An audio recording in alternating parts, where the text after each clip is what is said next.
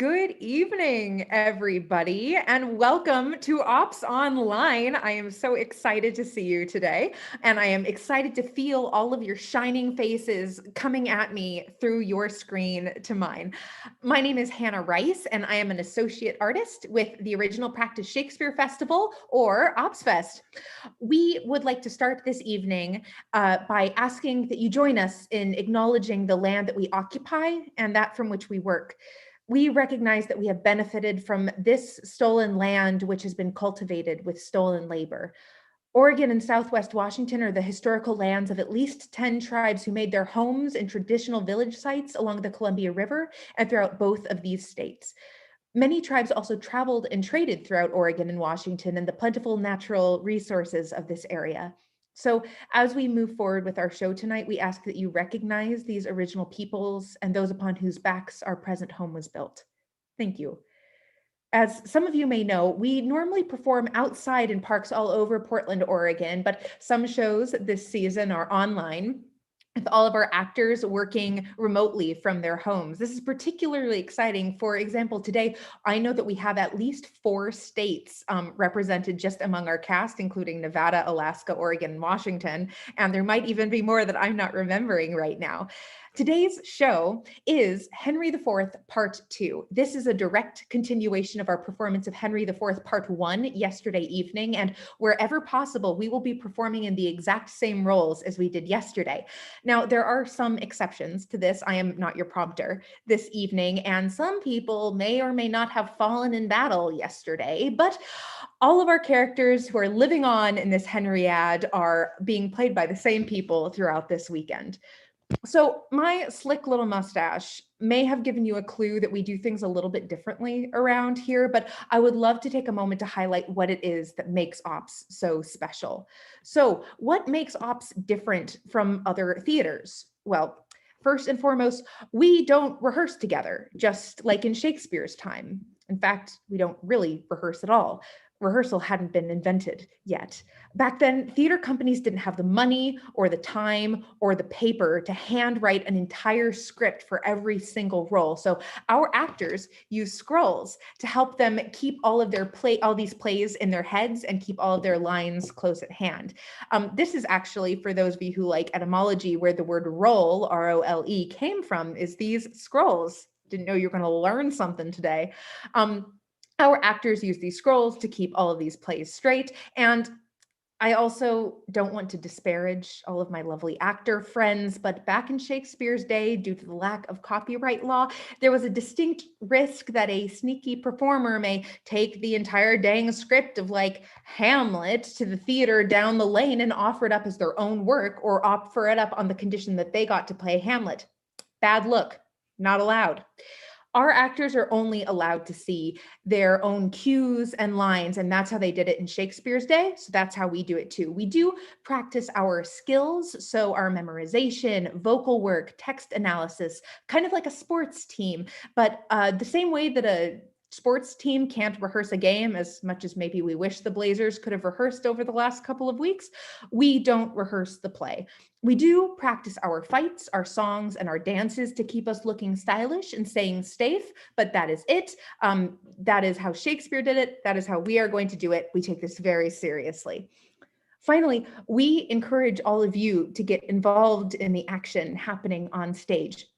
If you don't like one of the characters, please boo. If someone does something heroic, go ahead and cheer. You can do it kind of vocally in your house. And we know that it's not the same as in the parks, but we love it when we see you in the comments and trust that we do read them. I know you're out there, David. I know you're out there, Mom. Hi.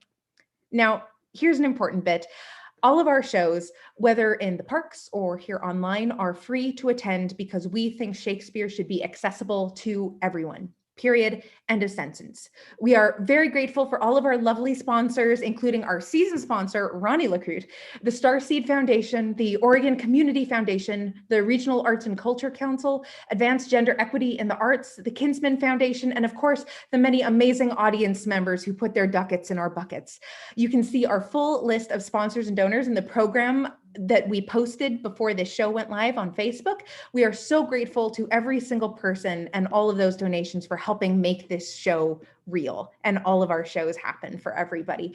Usually we pass our famous green buckets at the end of the show, but tonight, if you are so moved at any time, you can use our virtual buckets. You have a couple of ways that you can donate to OpsFest. You can text OpsFest online to 44321 to do text to donate, or you can check us out at our website, which is opsfest.org. We have a PayPal, we have that text line, and you can also check wherever you're viewing today right now on Facebook or YouTube. There's going to be some donation link available for you in the information box for our show as well.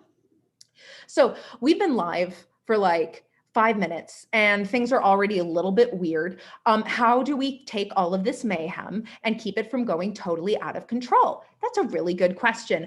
We have an onstage prompter. This is your host for the show whose job it is to keep everything running smoothly. They bear the distinct honor and responsibility of holding the entire script in their hands. They help us when we make mistakes. They stop the action if there are technical difficulties that have to be fixed. And moreover, they keep you all entertained as we go through the show. This is another wonderful artifact from Shakespeare's time that we are so happy to carry through with us. And today,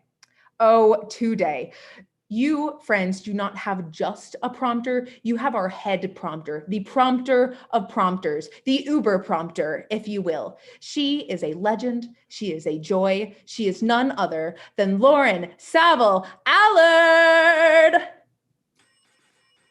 Hello, friends. Welcome to our wonderful evening. We are going to have so much fun together. Now, as Hannah said, my job is to keep the mayhem from getting too mayhem-ish. We want to have fun. We want to celebrate the whoopses that happen, but also want to make this an understandable show and easy for you to follow. So I will be available to help actors if they lose their place, if tech stuff goes wrong. You know, I'm here to hold it all together. And I've got the full copy of the script. Yes, a printed script right here, ready to go. My other job to make sure you thoroughly enjoy this experience is to make sure that you are ready to interact with us online, because that's part of what makes Ops is getting to play with our audience. So, okay, let's see. If you are west of the Willamette, go ahead and type in, you know, if there are some body jokes in this show. So if you hear a body joke, how do you respond? Maybe you chuckle. Maybe you're aghast. I don't know, whatever it is, put it in the comments. Yay! Okay, in this show, we continue to see Hal on this journey of maturity and responsibility. So if you see Hal do something noble, how do you give Hal an atta girl? What does that look like? Yes, marvelous. And when Falstaff is doing silly, drunkenly things, what might you do? The possibilities are endless. I cannot wait to see what you come up with as we experience this show together. All right, I think you're ready. I think my actors are ready. So without further ado, let's get this show on the road. Friends, I give you the second part of Henry IV, containing his death and the coronation of King Henry V. Open your ears, for which of you will stop the vent of hearing when loud rumor speaks? I, from the far east to the drooping west, making the wind my post horse, still unfold the axe commenced on this ball of earth. Upon my tongue continual slanders ride, the which in every language I pronounce, stuffing the ears of them with false reports. I run before King Harry's victory, who in a bloody field by Shrewsbury hath beaten down young Hotspur and her troops, quenching the flame of bold rebellion even with the rebels' blood. But what mean I to speak so true at first? My office is to noise abroad that Harry Monmouth fell under the wrath of noble Hotspur's sword, and that the king, before the Douglas rage, stooped his anointed head as low as death. This I have rumored through the peasant towns between the royal field of Shrewsbury and this worm-eaten hole of ragged stone where Hotspur's father, old Northumberland, lies crafty sick. The news from rumor's tongues, they bring smooth comforts false, worse than true wrongs. What news, Lord Bardolph? Every minute now should be the father of some stratagem. I bring you certain news from Shrewsbury. Oh, good, and heaven will. As good a heart can wish.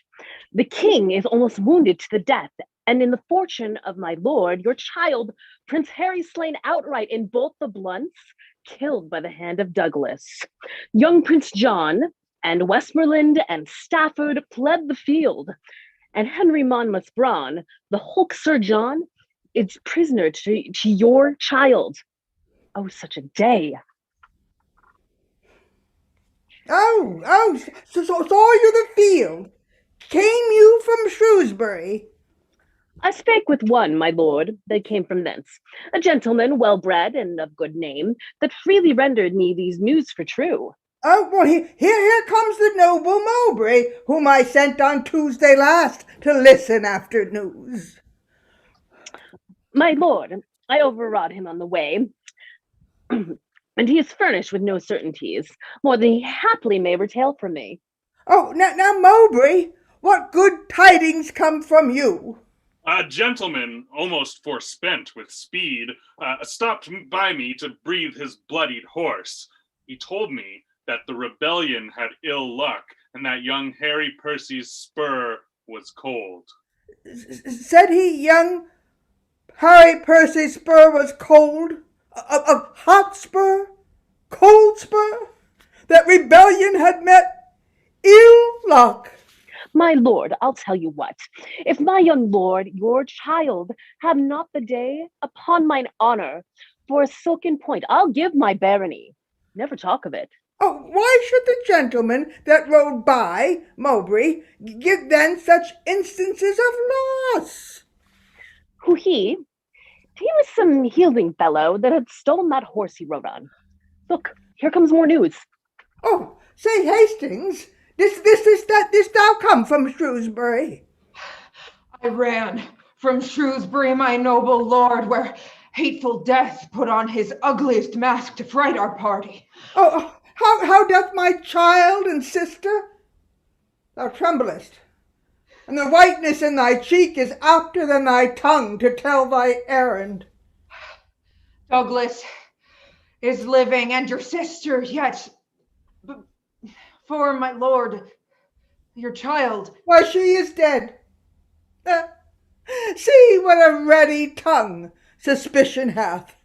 He that but fears the thing he would not know hath by instinct knowledge from others' eyes. My lord, I cannot think. My lord, your child is dead. I'm sorry. I should force you to believe that which I would to heaven I had not seen. But these mine eyes saw her in bloody state, rendering faint, quittance wearied, and outbreathed too Henry Monmouth, whose swift wrath beat down the never daunted Percy to the earth, from whence with life she never more sprung up.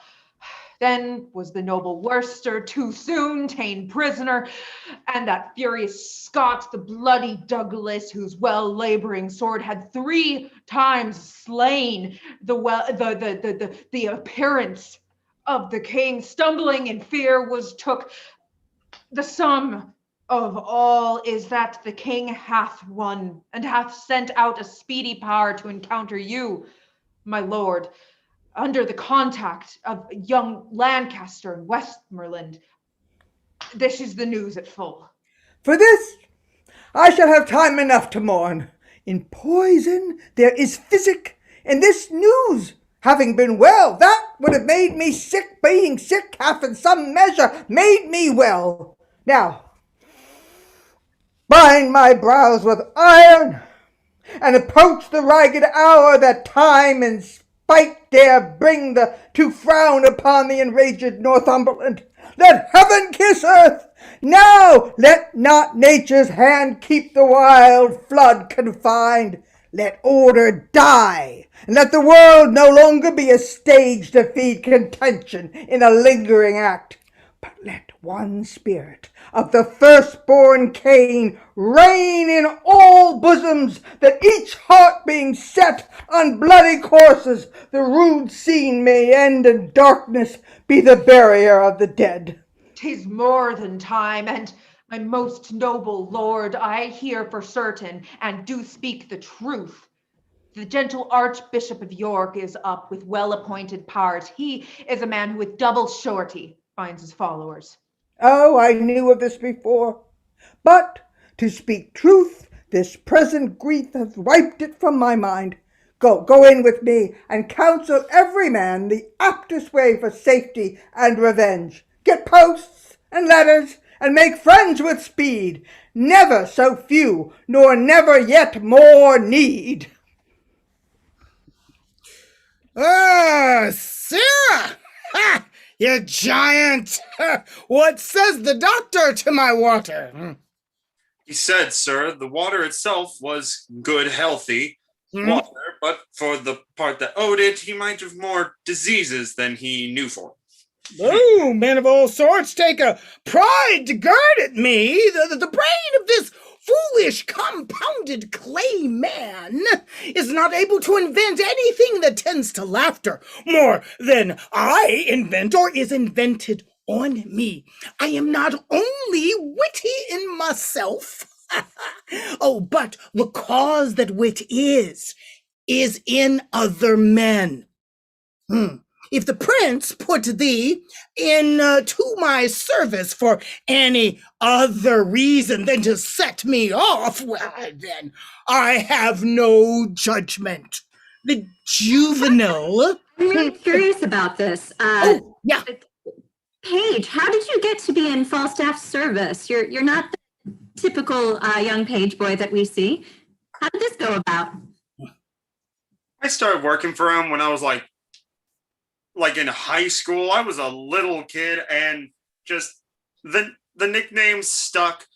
I'm clearly not a boy anymore. I'm 23. I don't. Well, but you're not quite done yet. You still got seasoning. Need a little seasoning in this one. That's what I say. All good young men need the seasoning. Yes. Falstaff, what do you think brings out the seasoning in this page before you give the page back to the king? Yeah. How are you going to make sure he's seasoned?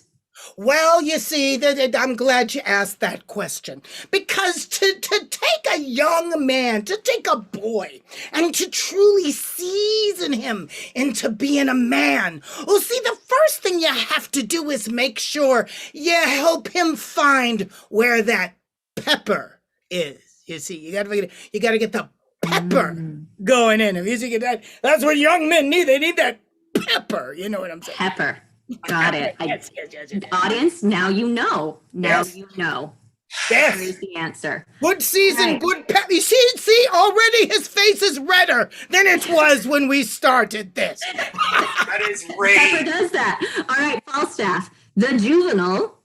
The juvenile, see, the prince, your master, may keep her own grace, but she's almost out of mine, I can assure.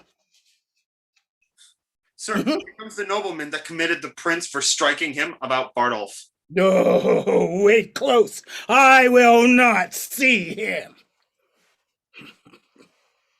What's he that goes Enter there? Chief Justice. Yes. Oh. What's he that goes there? Falstaff, and please your lordship. He that was in question for the robbery? He, my lord, but he hath since done good service at Shrewsbury, and is now going with some charge to the Lord John of Lancaster. Mhm. What, to York? Call him back again. Oh boy, tell him I am deaf. You must speak louder. My master is deaf. I am sure he is to the hearing of anything good. Sir John Falstaff, a word with you. Oh, my good Lord. Oh, give your lordship good time of day. Oh, I'm glad to see your lordship abroad. You know, I heard your lordship was sick. Oh, I hope your lordship goes abroad by advice. Oh, your lordship, though not clean past your youth, I have yet some smack of age in you, some relish of the saltiness of time, and I most humbly beseech your lordship to have a reverent care of your health. Sir John, I sent you before your expedition to Shrewsbury. Oh, if it please your lordship, I hear his majesty is returned with some discomfort from Wales. I talk not of his majesty. You would not come when I sent for you. Oh, and I hear moreover that his highness has fallen into the same apoplexy. Oh, that was well said. Yes, and Thank heaven you. mend him. I pray, let me speak with you. Oh, no. This apoplexy. Yeah, this apoplexy is, as I take it, a kind of lethargy, a sleeping of the blood, a hoarse and tingling. What tell you me of it? Be it as it is. Oh, it hath its original from much grief, from study and perturbation of the brain. It is a kind of deafness. Well, I think you are fallen into the sick disease, for you will not hear what I say to you. Well, very well, my lord, very well, and it please you, it is a disease of not listening that I am troubled withal. To punish you by the heels would amend the attention of your ears, and I care not if I be your physician. Oh, I'm poor as Job, my lord, but not so patient. Your lordship may minister the potion of imprisonment to me. I sent for you when there were matters against you for your life to come speak with me. Well, as I was then advised by my learned counsel in the laws of this land service, I did not come. Well, the truth is, Sir John, you live in great infamy. Well, he that buckles him in my belt cannot live in less. Is he? Yes, I'm Oh, well, let me say then, your means is very slender, and your waist great. Well, I would it were otherwise. I would my means were greater and my waist slenderer. Well, you have misled the youthful prince. Oh, the young prince hath misled me. I am the fellow with the great belly, and she my dog. Oh, well, I am loath to gall a new healed wound. Your day's service at Shrewsbury hath a little gilded over your night's exploits on Gad's Hill. You may thank the unquiet time for your quiet o'erposting that action. My lord. My lord. Well, since all is well, keep it so. Wake not a sleeping wolf. To wake a wolf is as bad as to smell a fox. There's not a white hair on your face, but should have his effect of gravity. Well, no, I got a lot of white hairs as far as I can see. That. Oh, I see what you're saying. I don't know his effect of gravy. You follow the young prince up and down like her evil angel. Not so, my lord. Your ill angel is light. You that are old, consider not the capacities of us that are young. Yeah, that's right. Do you set down your name in the scroll of youth that are written down old with all the characters of age? Have you not a moist eye, a dry hand, a decreasing leg, an increasing belly. Is not your voice broke, your wind short, your wit single, and every part about you blasted with antiquity, and you will call yourself young? Fie, fie, fie, Sir John. My lord, I was born with a rounded belly. Oh, for my voice. See, I have lost it with hallooing and singing of anthems to approve my youth further. I will not. The truth is, I am only old in judgment and understanding. The box of the air that the prince gave you, see, she gave it like a rude prince, and you took it like a sensible lord. I've checked for it, and the young lion repents. Well, heaven send the prince a better companion. Heaven send the companion a better prince. Oh, I cannot rid my hands of her. Well, the king hath severed you and Prince Harry. I hear you're going with Lord John of Lancaster against the Archbishop and the Earl of Northumberland. Well, yes, I thank you, pretty sweet wit for it. But look you, pray, all you that kiss my lady peace at home, that our armies join not on a hot day. See, for I take but 2 shirts out with me, and I mean not to sweat extraordinarily. Well, be honest, and what? heaven bless your expedition. Oh, will your lordship lend me £1,000 to furnish me forth? Not a penny, not a penny. Fare you well. Commend me to my cousin Westmoreland. Well, if I do, fill up me with a 3-man beetle. What? Sir? Ah, yes, sir. What money is in my purse, boy? 7 groats and 2 pence. Ooh, I can get no remedy against this consumption of the purse. The borrowing only lingers, and lingers it out, but the disease is incurable. Oh, here you go. Go bear, let's see, back pocket, yeah. Go bear this letter to the Lord of Lancaster. Oh, and bear this letter to, no, this letter to the prince, and then this letter, where's the other letter? Hold on, yes, bear, where am I? The Westmoreland. Oh, good. Bear this letter to the Earl of Westmoreland. I knew there was another. Oh, and bear this letter to old Mistress Ursula, whom I have weekly sworn to marry. About it. You know where to find me. Now, a pox on this gout. Oh, gout on this pox. For the one or the other pays the rogue with my toe. No, it is no matter. Oh, if I do halt, I have the wars for my color, and my pension shall seem the more reasonable, as a good widow make use of anything. Well, I will turn diseases into commodity.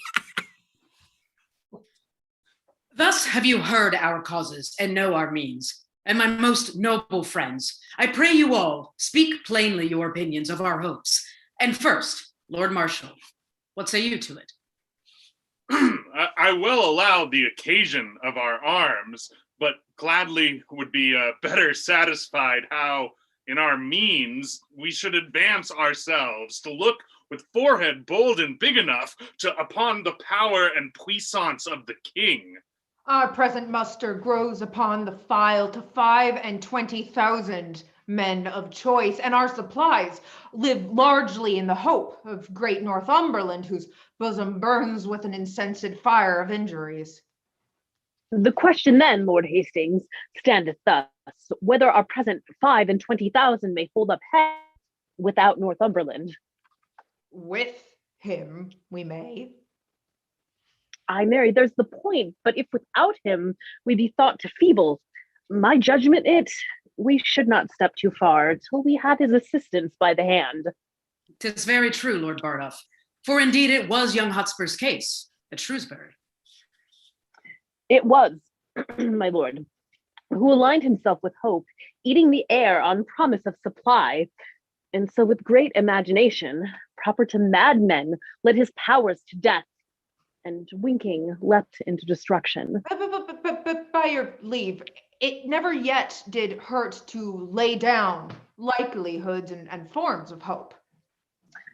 Hope gives not so much warrant as despair that frost will bite them. We fortify in paper and in figures, using names of men instead of men, like one that draws the model of a house beyond his power to build it. I think we are a body strong enough, even as we are, to equal with the king. What is the king but 25,000? To us no more, nay, not so much, Lord Bardolph, for his divisions, as the times do brawl, are in 3 heads, one power against the French and one against Glendower. Perforce a third must take up us. So is the unfirm king in 3 divided, and his coffers sound with hollow poverty and emptiness. That he should draw his several strings together and come against us in full puissance need not be dreaded. If he should do so, he leaves his back unarmed, the French and Welsh baying him at the heels. Never fear that. Who is it like should lead his forces hither? The Duke of Lancaster and Westmoreland, against the Welsh himself and Harry Monmouth, but who is substituted against the French, I have no certain notice. Let us on, and publish the occasion of our arms. Shall we go and draw our numbers and set on? We are time's subjects, and time bids be gone. Oh, Mr. Snare, have you entered the action? It is entered. We must arrest Sir John Falstaff. Aye, good, Mr. Snare. I have entered him and all. It may chance cost some of our lives. He will stab. Alas, the day, take heed of him. He stabbed me in my own house, and that most beastly. He cares not what mischief he doth, if his weapon be out. If I can close with him, I care not for his thrust. Oh, I am undone with his going. Oh, good Mr. Snare, let him not scape, I pray you, since my Exion is entered, and my case so openly known to the world. Let him be brought into his answer. A 100 mark is a long one for a poor lone woman to bear. And I have borne and borne and borne, and it been fobbed off from this day to that day, that it's a shame to be thought on.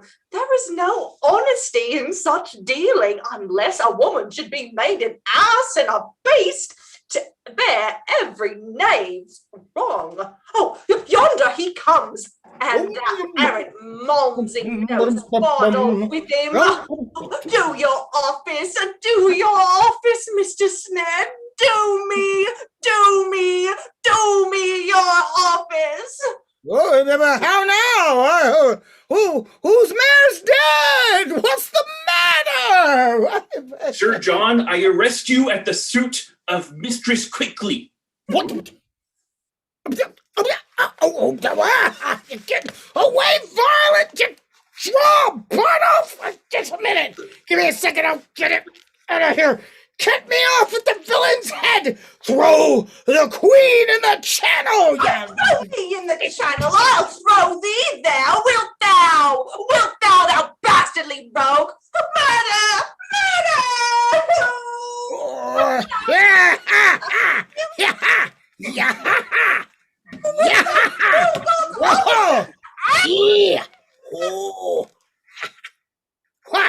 Kim! Where are we? Keep them off, Bardolph. Keep them off, Bardolph! Get them! Hiya! A rescue! Away, you scullion! You Rampellion! You Solarian! Come on! Puck your catastrophe! What's the matter? Keep the peace here! Oh, good my lord, be good to me. I beseech you, stand to. John, what are you brawling here? Does this become your place, your time in business? You should have been well on your way to York. Oh, my most worshipful lord, and please your grace, I am a poor widow of Eastcheap, and he is arrested at my suit. For what sum? Oh, well, it is more than for some, my lord. It is for all I have. He hath eaten me out of house and home. He hath put all my substance into that fat belly of his. Lies! Some of it out again. Lies! Enough. How comes this, Sir John? What a man of good temper would endure this tempest of exclamation. Are you not ashamed to enforce a poor widow to do so rough a course to come by her own? What is the gross sum that I owe thee? Oh, marry, if thou wert honest man thyself, and thy money too, thou didst swear to me upon a parcel goblet to marry me and make me my lady thy wife. Canst you deny it? Did not good wife Keats, the butcher's wife, come in then and call me gossip quickly? Come in to borrow a mess of vinegar. I'm sorry. So Falstaff, Mistress Quickly, Falstaff agreed to marry you. Yes. Yes, he did. I have to know. What would this wedding be like? Please tell me about your dream wedding with Falstaff. Oh I really haven't dreamed much about it. Honestly, it's just. Oh boy, I've been down on me luck lately. Business hasn't been going well, and he's a knight and everything, and my husband died, and don't listen. Plug your ears, Falstaff. Okay. Don't listen to me. Okay, you're not hearing this. Honestly, I love him like a friend, but we've got a little bit of a history together. But I'm not really the romantic type. Honestly, we just have it in the pub, and I love someone to take care of me and look after them masculine things like a business and what sorts. But he's really, I don't know why I trusted him at all. I'm so sorry. It sounds like you're so disappointed. Please go ahead and keep railing against Falstaff. Okay, thank you. I will. Where was I? And didst not thou? Oh, and didst not thou, when she was gone downstairs, desire me to be no more familiar with such poor people, saying that ere long they should call me madam? And didst you not kiss me and bid me fetch thee 30 shillings? I put thee now to thy book oath. Deny it if thou canst. My lord, this is a poor, mad soul. And she says up and down the town that her eldest son is like you. She hath been in good case, and the truth is, poverty hath distracted her, as it does many people, because, poverty is really just because wealthy people take way, way too much than they should, but I digress. The truth is, poverty hath distracted her, but for this foolish officer, I beseech you, I may have redress against them. Sir John, I am well acquainted with your manner of wrenching the true cause the false way. I know you have practiced upon the easy yielding spirit of this woman. Yes, in truth, my lord. Well, prithee, peace. Pay her the debt you owe her, and unpay the villainy you have done her. The one you may do with sterling money, and the other with current repentance. Now, come hither, hostess. Oh, now, Mr. Gower, what news? The king, my lord, and Henry, Prince of Wales, are near at hand. The rest, the paper tells. Oh, as I am a gentleman. Oh, nay, he said so before. Well, as I am a gentleman, come. No more words of it?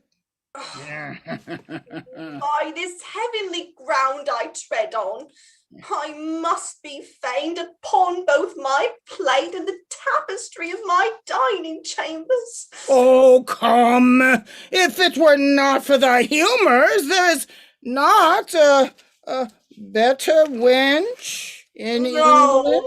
Yeah. Oh, go wash thy face and draw thy action here. Come, thou must not be in this humour with me. Come. I know thou wast set on this. Oh, prithee, Sir John, let it be but 20 nobles. I loan to pawn my plate in good earnest, law. Ah, well, let it alone. Here. Yeah, let it alone. I'll make other shift. Don't be a fool still. Well, you shall have it. Although I pawn my gown. I hope you'll come to supper. You'll pay me altogether. Will I live? Oh, well, go with her. Hook on. Will you have Dorothy meet you at supper? Oh, no more words. Oh, let's have her. I have heard bitter news. Yeah, what's the news, my good lord? Where lay the king last night? At Basingstoke, my lord. I hope my lord's all well. What's the news, my lord? Come all his forces back? No, 1,500 foot, 500 horse are marched up to my lord of Lancaster against Northumberland and the archbishop. Comes the king back from Wales, my noble lord. You shall have letters of me presently. Come, go along with me, good Mr. Gower. My lord. Oh, what's the matter? Master Gower, shall I entreat you with me to dinner? I must wait upon my good lord here. I thank you, good Sir John. Sir John, you loiter here too long, being you are to take soldiers up in countries as you go. Well, will you sup with me, Master Gower? Oh, what foolish master taught you these matters, Sir John? Master Gower, if they become me not, he was a fool that taught them me. This is the right fencing grace, my lord. Tap for tap, and so part fair. Oh, now the Lord lighten thee, thou art a great fool. Trust me, I am exceeding weary. Oh, is it come to that? I had thought weariness does not have attached one of so I blood. It doth me, though it discolors the complexion of my greatness to acknowledge it. Doth it not shew wildly in me to desire small beer or Why, a prince large should not cider, be as the case may be? so loosely studied as to remember so weak a composition. Belike then my appetite was not princely got. For in troth, I do now remember the poor creature, small beer. But indeed, these humble considerations make me out of love with my greatness. What a disgrace is it to me to remember thy name, or to know thy face tomorrow? How ill it follows, after you have labored so long, you should talk so idly. Tell me, how many good young princes would do so, their fathers lying so sick as yours is? Shall I tell thee one thing, Points? Yes, and let it be an excellent good thing. Why, I tell thee, it is not meet that I should be sad now that my father is sick. Albeit I could tell to thee, as to one it pleases me for faults the better to call my friend. I could be sad, and sad indeed, too. Very oddly, upon such a subject. Now thinkst me as far in the devil's book as thou, and Falstaff, for obduracy and persistency. But I tell thee, my heart bleeds inwardly that my father is so sick. And keeping such vile company as thou art, hath taken in reason taken from me all ostentation of sorrow. The reason? What wouldst thou think of me if I should weep? I would think thee a most princely hypocrite. It would be everyone's thought. Everyone would think me an hypocrite indeed. And what excites your most worshipful thought to think so? Why, because you have been so lewd, and so much engraft to Falstaff. And to thee? Nay, I am well spoken of. I can hear it with mine own ears. The worst that they can say of me is that I am a second brother, and that I am a proper fellow of me hands, and those two things I confess I cannot help. Oh, look, here comes Bardolph. And the boy I gave Falstaff. Get him from me, Christian, and see if the fat villain have not transformed him ape. Save your grace. And yours, most noble Bardolph. Oh, come, you pernicious ass, you bashful fool, must you be blushing? Wherefore blush you now? Told me even now, my lord, through a red lattice, and I could discern no part of his face from the window. I thought the boy profited. If you do not make him be hanged among you, the gallows shall be wronged. And how doth thy master Bardolph? Oh, well, my good lord, he heard of your grace's coming to town. There's a letter for you. Oh, I do allow this wen to be as familiar with me as my dog. For look you, he writes. Oh, John Falstaff, Knight. Every man must know that, as oft as he hath occasion to name himself. Yeah. Sir John Falstaff, Knight, to the heir of the king nearest her father, Harry, Prince of Wales, greeting. Why, this is a certificate. Oh, peace. I will imitate the honorable Romans in brevity. Surely he means brevity in breath, short-winded. I commend me to thee, I commend me, and I leave thee. Be not too familiar with points. Oh, for he misuses thy favors so much that he swears thou ought to marry his sister Nell. Oh. Repent at idle times as thou mayest, and so farewell. Thine by yea and no, which is as much to say as thou usest him. Jack Falstaff with my familiars, John with my brothers and sister, and Sir John with all of Europe. My lord, I will steep this letter in sack and make him eat it. Now that's to make him eat 20 of his words. But do you use me thus, Ned? Must I marry your sister? May the wench have no worse fortune, but I never said so. Is your master here in London? Yes, my lord. Where's Supsy? Oh, at the old place, my lord, in Eastcheap. Sup any women with him? None, my lord, but old Mistress Quickly and Madame Dole Tearsheet. Oh, shall we steal upon them, Ned, at supper?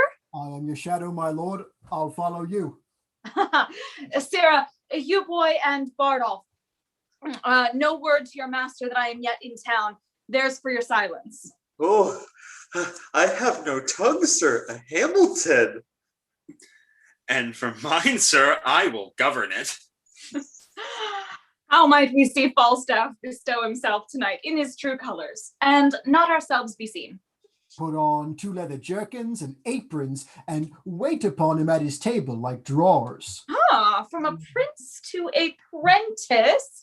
A low transformation, that shall be mine, for in everything the purpose must weigh with the folly.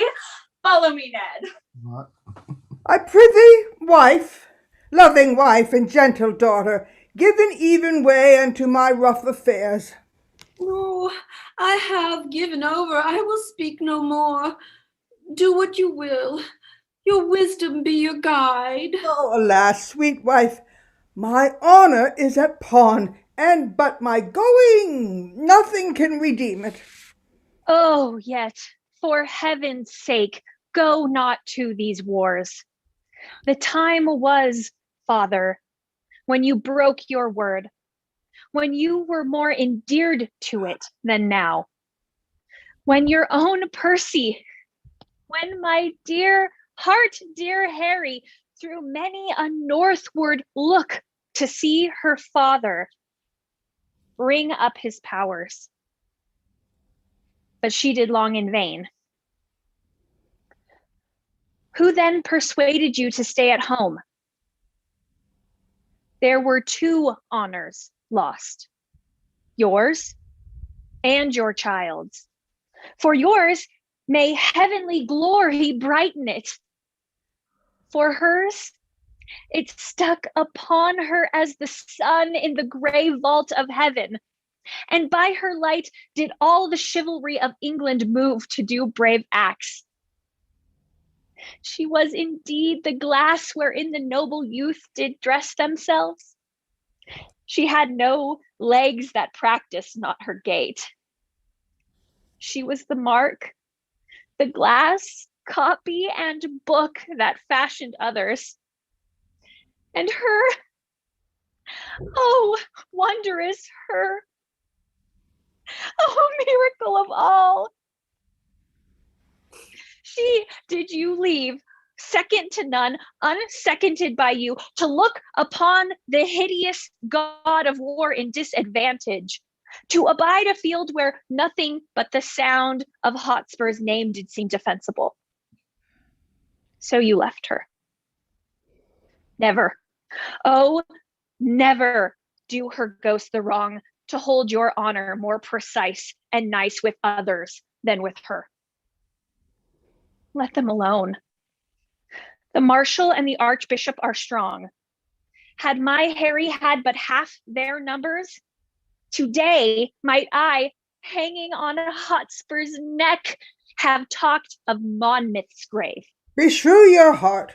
Just a second.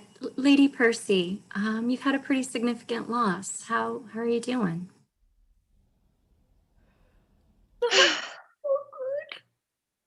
Grief just, it comes and goes, and I'm really just trying to be here with my father and just tell him what to do. I just don't want to see any of this happening again. Like, we don't need to lose any more people, and I'm just yeah, I'm just really struck by it. If you could say anything to your lost love, Hotspur, right now, what would it be? I just love you and I miss you. And I would do anything to be with you again and have you here with us. Yeah. I know that would mean the world to her. Right, Northumberland, beshrew your heart. Beshrew your heart, fair daughter. You do draw my spirits from me with new lamenting ancient oversights. But I must go and meet with danger there, or it'll seek me in another place and find me worse provided. Oh, fly to Scotland, till that the nobles and the armed commons have of their puissance made a little taste. If they get ground and vantage of the king, then join you with them, like a rib of steel to make strength stronger.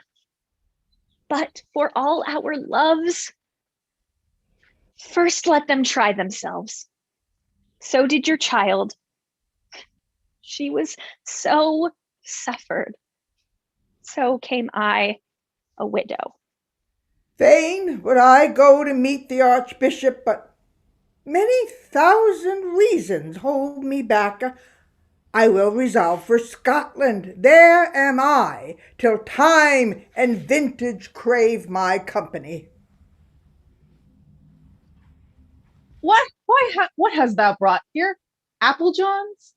Thou know, Sir John cannot endure Applejohns.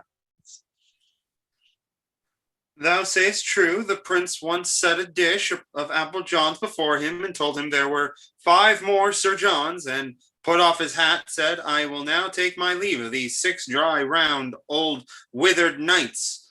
It angered him to the heart, but he hath forgot that. Why then, cover and set them down, and see if thou canst find out Seek's noise. Mistress Tearsheet would fain have some music. Sirrah, here will be the prince and Master Pointes anon, and they will put on 2 of our jerkins and aprons, and Sir John must not know of it. It will be an excellent stratagem. I'll see if I can find out. Sneak. Oh, sweetheart, methinks now you are in excellent good temporality. Your postage beats as extraordinarily as heart would desire. And your color, I warrant you, is as red as any rose. But you have drunk too much canaries on that marvelous searching wine, and it perfumes the blood. Oh, we can say, what's this? Oh, how do you now? Better than I was. Oh, why, that was well said. Oh, God, good heart's worth gold. Oh, look, oh, here comes Sir John. When Arthur burst in court and was a worthy king, and oh, how now, Mistress Doll. You muddy rascal, is that all the comfort you give me? Oh, you make fat rascals, Mistress Doll. Oh, why is this the old fashion? You two never meet, but you fall in some discord. You cannot bear with one another's conformities. What the good year? What the one must bear, and that must be you. You are the weaker vessel, as they say. The emptier vessel. Oh, can a weak vessel bear such a huge, full hogshead? Oh, yeah. A whole merchant's venture of Bordeaux stuffed in him. Have you not seen a hulk better stuffed than the hold? Oh, come, I'll be friends with thee, Jack. Oh, Thou yeah, art you- going to the wars, and whether I shall ever see thee again or no, there is nobody care. Oh, no. No. Where are we, please? Their ancient pistol, Francis. Sir Ancient Pistol is below, and we'll speak with you. Hang him, the swaggering rascal. Let him not come hither. It is the foul-mouthed rogue in England. Oh, if any swagger, let him not come here. I must live among my neighbours. All no swaggerers. I am in good name and fame with the very best. Oh, shut the door. There comes no swaggerers here. I have not lived all this while. I'm swaggering now. Oh, shut the door, I pray you. So you do, hostess. Oh, pray you pacify yourself, Sir John. There comes no swaggerers here. No swagger. I don't even know what you're talking about. Just here. Falstaff. I'm sorry, what was that again? Oh, your line. Dost thou hear? Oh, dost thou hear, hostess? Oh, I see. I've had a little too much. Okay. Oh, pray you pacify yourself, Sir John. There comes no swaggerers here. Oh, dost thou hear? See, it is mine ancient. Oh, Sir John, never tell me your ancient swaggerer comes not in my doors. There is no swaggerer, hostess, a tame cheater. See, you may stroke him gently as a puppy greyhound. See, call him up, Francis. Oh, shut up! Call you him! No honest man in my house, nor no cheater, but I do not love swaggering. I am the worst when one says swagger. Feel, masters. Feel how I shake. Look you. Oh, you're shaking. I Oh my God, you're you. shaking. Oh, yeah. Oh. So you do, hostess. Oh, what do you do, hostess? Do Do I? Oh, yea, in very truth do I. If I were an aspen leaf, I do not abide swaggerers. The swaggering again. You, Sir John. Welcome, ancient pistol. Here, pistol. I charge you with a cup of sack. Do you discharge upon mine hostess? I will discharge upon her, Sir John, with 2 bullets. Oh, she is pistol proof, sir. Oh. You shall hardly offend her. Oh, come. I'll drink no proofs, no bullets. I will drink no more than will do me good. For no man's pleasure. Aye. Well, then to you, Mistress Dorothy, I will charge you. Oh, charge me? I scorn you, scurvy companion. Scorned you? You poor, base, rascally, cheating, Jacqueline inmate. Away, you mouldy rogue. Away, I am meat for your master. I know you, Mistress Dorothy. Away, you cut-purse rascal, you filthy bung, away! By this wine, I'll thrust my knife in your mouldy chaps. Ooh. Since when, I pray you, sir, with what 2 points on your shoulder? Much. I will murder your rut for this. Captain Pistol, not here, sweet cat. Oh, I will. Hey. Abominable damned cheater! Art thou not ashamed to be called captain? If captains were of mind, they would truncheon you out for taking their names upon you before you have earned them. You, a captain! You! Nay, for what? For tearing a poor whore's ruff in a bawdy house?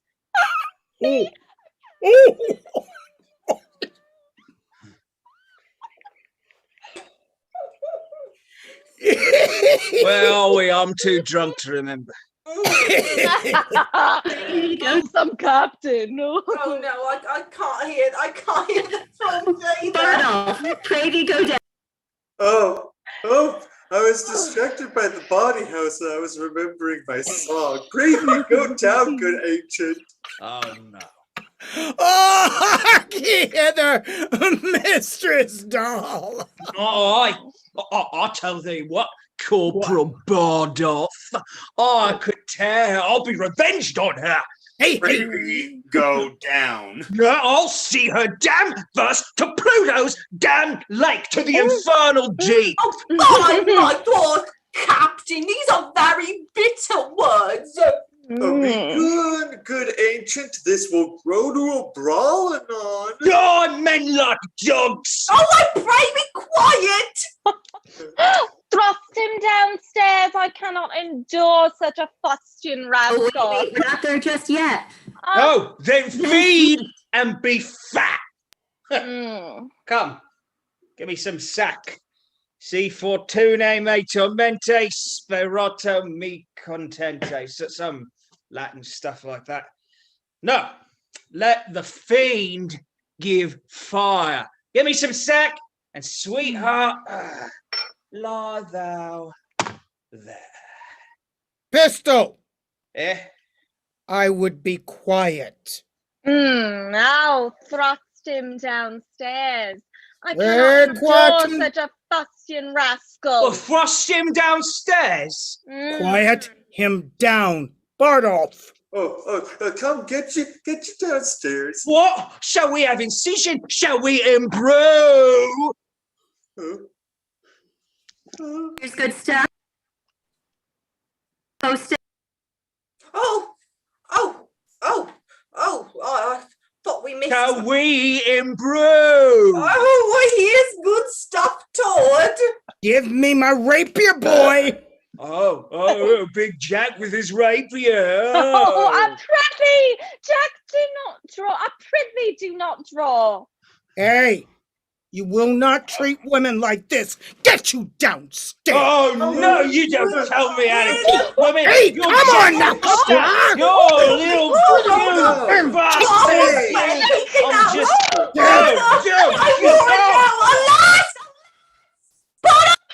Naked weapons! Put up your naked weapons! Okay. Really, Jack, be quiet. The rascal is gone. Ah, you whoreson little valiant villain, you. Are you not hurt in the groin? Methought he made a shrewd thrust at your belly. Oh, have you turned him out the doors? Yes, sir. The rascal's drunk.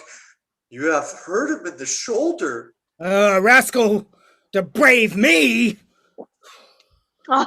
Oh, you sweet little rogue, you. Oh, yeah. Alas, poor ape, how thou sweatest. Come, let me wipe thy face. Come on, sure. you horse and chops. Oh, run, I love thee. Oh, thou art as valorous as Hector of Troy, were 5 of Agamemnon. Oh, rascally knave, I will toss the rogue in a blanket.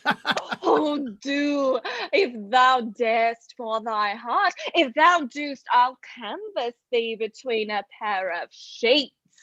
Oh, sit on my knee, dog. A rascal bragging knave. The rogue fled from me like quicksilver. And thou followst him like a church. When wilt thou leave fighting on days and foining on nights and begin to patch up thine old body for heaven? Oh, peace, good dog. Do not speak like a death's head. Oh, do not bid me remember mine end. And Sarah, what humor is the prince of? Oh, well, a good, shallow young filly. She would have made a good pantler. Yeah, she would have chipped bread well. They say Hines hath a good wit. A good wit. Oh, hang a baboon. The wit is as thick as Tewkesbury mustard. Yeah, there's no more conceit of them than there is in a mallet. What so then? Oh, well, because their legs are both of a bigness and rides the wild mare with the boys and swears with a good grace and wears his boot very smooth and such a weak mind and an able body for the which the prince admits him. See, for the prince herself is such another. Would not this knave have his ears cut off? Let us beat him before his oar. Look, if the withered elder hath not his whole clawed like a parrot. Is it not strange that desire should so many years outlive performance? Oh, come on, kiss me, doll.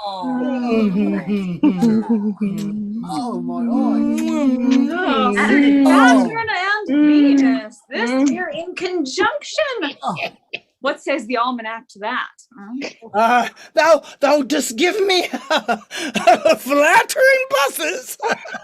Nay, truly, I kiss thee with the most constant heart.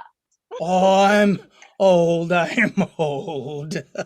I love thee better than I e'er love a scurvy young boy of them all. Oh, what stuff wilt thou have her to love? Oh, I shall receive money on Thursday. Oh, thou shalt have a cap tomorrow. It grows late. We will to bed, huh? Oh, thou wilt forget me when I'm gone. thou wilt set me weeping if thou say so. No, some sack, Francis! Francis! No, sir. Oh! A bastard child of the kings! And on to thou points, the brother! Oh, why thou globe of sinful continents, what a life dost thou lead? Better than thou. I'm a gentleman. Thou art a draw. Oh, very true, sir. I come to draw you out by the ears. Oh, the good Lord preserve thy good grace. Welcome to London. Now heaven bless that sweet face of thine. Oh, what are you come from Wales? Oh, thou horse and mad compound of majesty. By this light flesh and corrupt blood, thou art welcome. How? You fat fool, I scorn you. Huh? Oh, my lord, he will drive you out of your revenge and turn all to a merriment if you take not the heat. You, horse and candle, mind you. What? How wildly do you speak of me even now, before this honest, virtuous, civil gentlewoman? Oh, blessing on your good heart. And so she is, by my troth. Oh, didst thou hear me? Oh, yes, and you knew me, as you did when you ran away by Gad's Hill. You knew I was at your back and spoke it on purpose to try my patience. Oh, no, not so. No, I did not think thou wast within hearing. Oh, I shall drive you then to confess the willful abuse. And then I know how to handle you. No abuse, Hal, on mine honor. No abuse. Not to dispraise me and call me pantler and bread chopper and I know not what. No abuse, Hal. I'm curious, what other names has Falstaff called you in the past when he thought that you weren't around? I don't even know what you're talking about, you prompter person. Let's see. You can't possibly mean any of the times that I said that Hal was a mud-slung serpent head? I know you don't mean that. Oh, that who you're talking about when you said the carrot biter? Oh, the carrot biter. No. I don't remember the carrot biter at all. I do remember the... I recall you said you'd cudgel her. You said you'd cudgel her. I'd cudgel her. No. I said I'd coddle her. Coddle her. Coddle her. You said she was a lump of foul deformity, highly fed and lovely taught. I have never called Al a lump ever. Why would I do that? Okay, really about stop this me before Falstaff gets in way too much. Falstaff, no abuse, Hal. Oh, no abuse, Hal. Yeah, not to dispraise me and call me pantler and bread chopper and vile standing tuck and carrot biter and I know not what. No abuse, Hal. Oh. No abuse. No abuse. Ned, in the world, honest Ned, none. I dispraise before the wicked, that the wicked might not fall in love with her, in which doing I have done the part of a careful friend, and a true subject, and thy father is to give me thanks for it. No abuse, Hal. None, Ned, none. No, none. See now whether pure fear and entire cowardice does not make thee wrong, this virtuous gentlewoman, to close with us. Is she of the wicked? Is thy hostess here Of the wicked? Honest Thorndolf, whose zeal burns in his nose? Of the wicked? Oh, you done? Answer, thou damn! Answer! Well, the fiend hath pricked down Bardolph irrecoverable, and his face is Lucifer's privy kitchen. For the women? Well, for one of them, she is in hell already, and I burned poor souls. For the others, I owe her money, and whether she be damned for that, I know not. Yeah. Oh, I warrant you, hostess.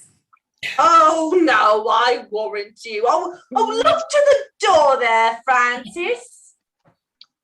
Ito. Ooh. Oh no, what news? Ooh. The king, your father, is at Westminster, and there are 20 weak and wearied posts come from the north. And as I came along, I met and overtook a dozen captains, bareheaded, sweating, knocking at the taverns, and asking everyone for Sir John Falstaff. By heaven, points. I feel me much to blame, so idly to profane the precious time. Give me my sword and cloak. Falstaff. Knights. Oh, now comes in the sweetest morsel of the night. And we must hence and leave it unpicked. Oh, you must await a court, sir. Presently a dozen captains wait and stay at door for you. Oh, farewell, hostess. Oh, farewell, doll.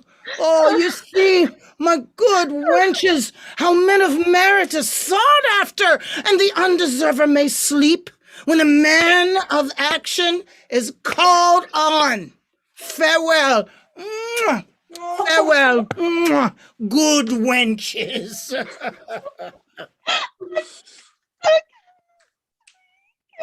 heart be not ready to burst. Oh. Well, sweet Chuck, have a care of myself. Oh, doll. Farewell. Farewell. Oh, well, fare thee well. Oh, I have known thee these 29 years. Peace God time, but an honest and true-hearted man. Well, fare thee well. Mistress Tearsheet? Mistress Tearsheet! Oh, what's the matter? Oh, bid Mistress Tearsheet come to my master.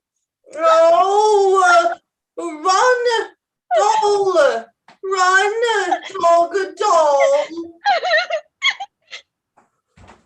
How many thousands of my poorest subjects are at this hour asleep? Oh, sleep, gentle sleep, nature's soft nurse, how have I frighted thee that thou wilt no more weigh my eyelids down and steep my senses in forgetfulness? Oh, thou dull god, why liest thou with the viled in loathsome beds and leavest this kingly couch? Wilt thou upon the high and giddy mast seal up the shipboy's eyes and rock his brains in cradle of the rude imperious surge? Canst thou, O partial sleep, give thy repose to the wet sea boy in hours so rude, and in the calmest and most stillest night with all appliances and means to boot, deny it to a king? Then happy low lie down, uneasy lies the head, where's the crown? Many good morrows to your majesty. Have you read o'er the letters that I sent you? I have, my liege. Then you perceive the body of our kingdom, how foul it is. what rank diseases grow, and with what danger near the heart it is? It is but as a body, yet distempered, which to his former strength may be restored with good advice and little medicine. My Lord Northumberland will soon be cooled. Oh, heaven, one might read the book of fate and see the revolution of the times, make mountains level and the continent weary of solid firmness, melt itself into the sea. It is but 8 years since this Percy was the man nearest my soul, who, like a brother, toiled in my affairs and laid his love and life under my foot.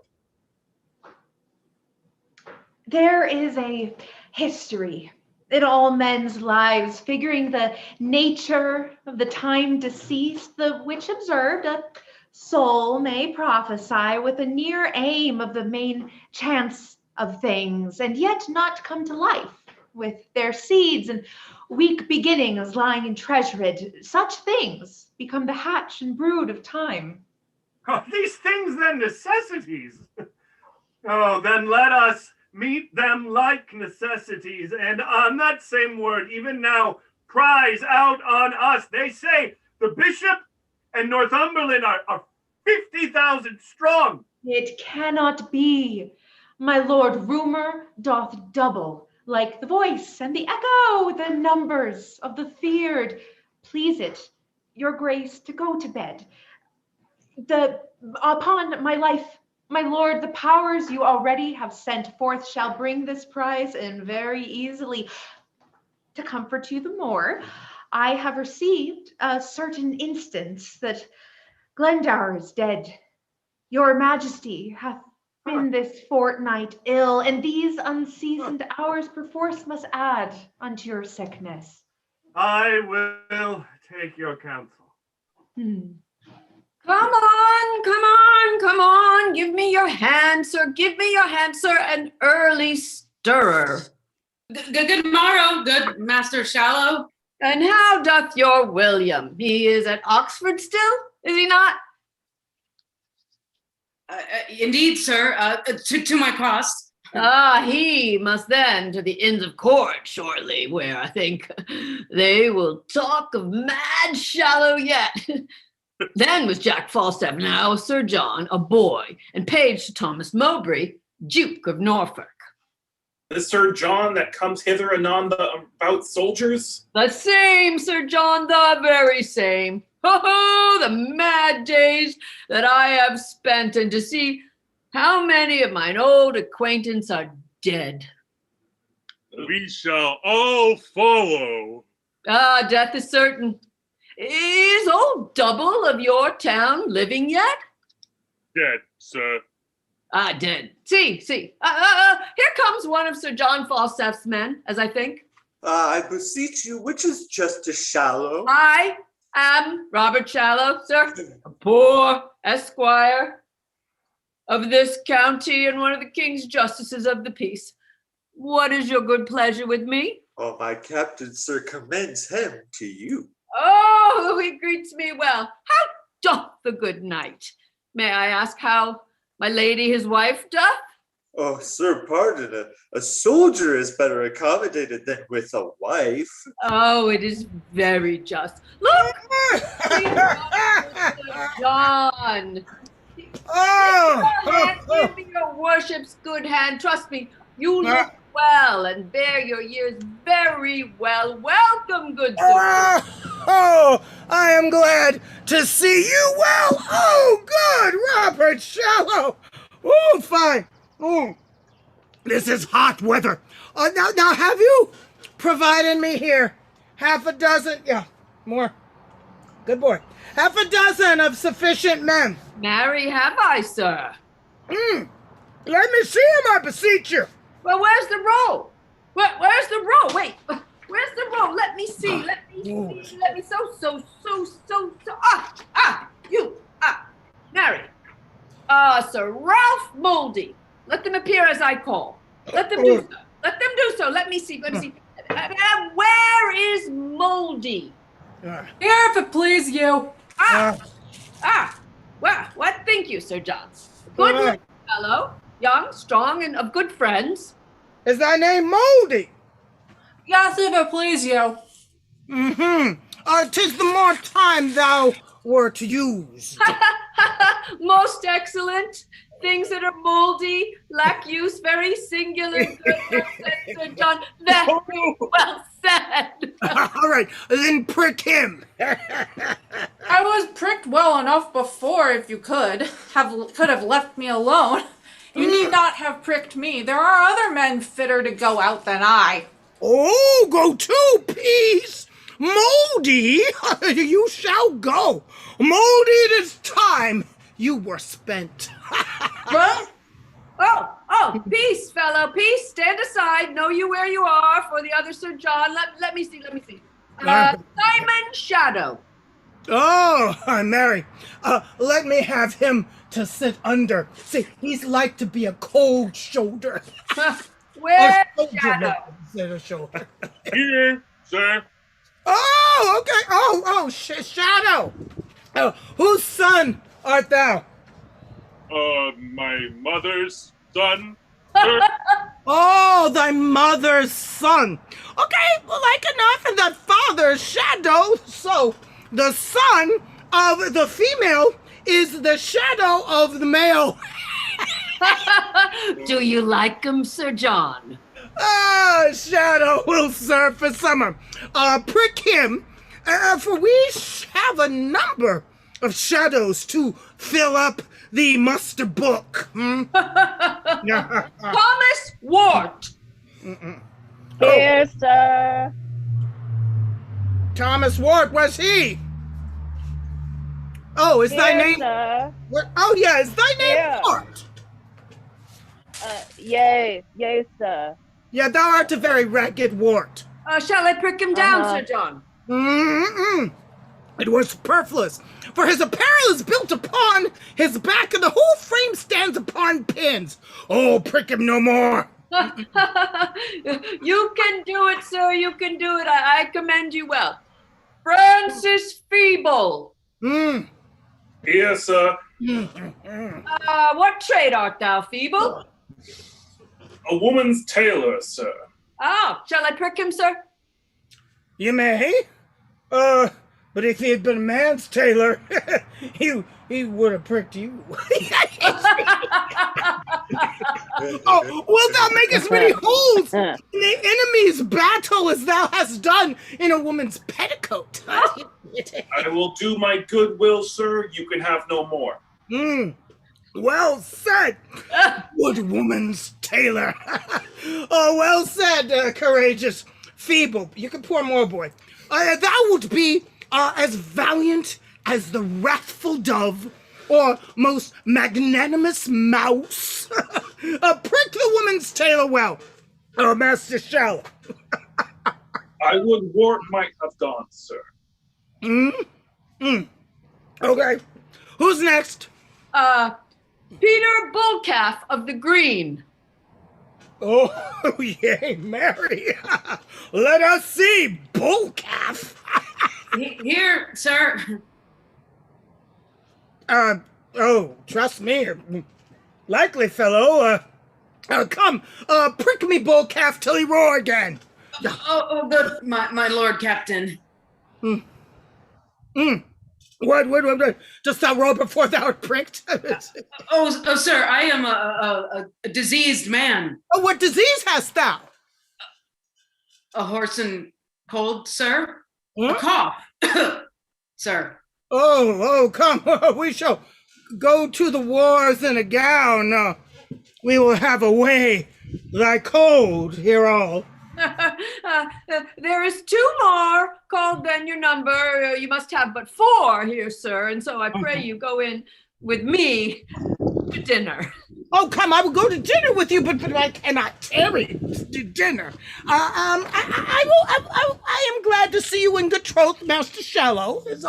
Sir John, do you remember since we lay all night in the windmill in St. George's Field? Oh, no more of that, good Master Shallow. Yeah. It was a merry night.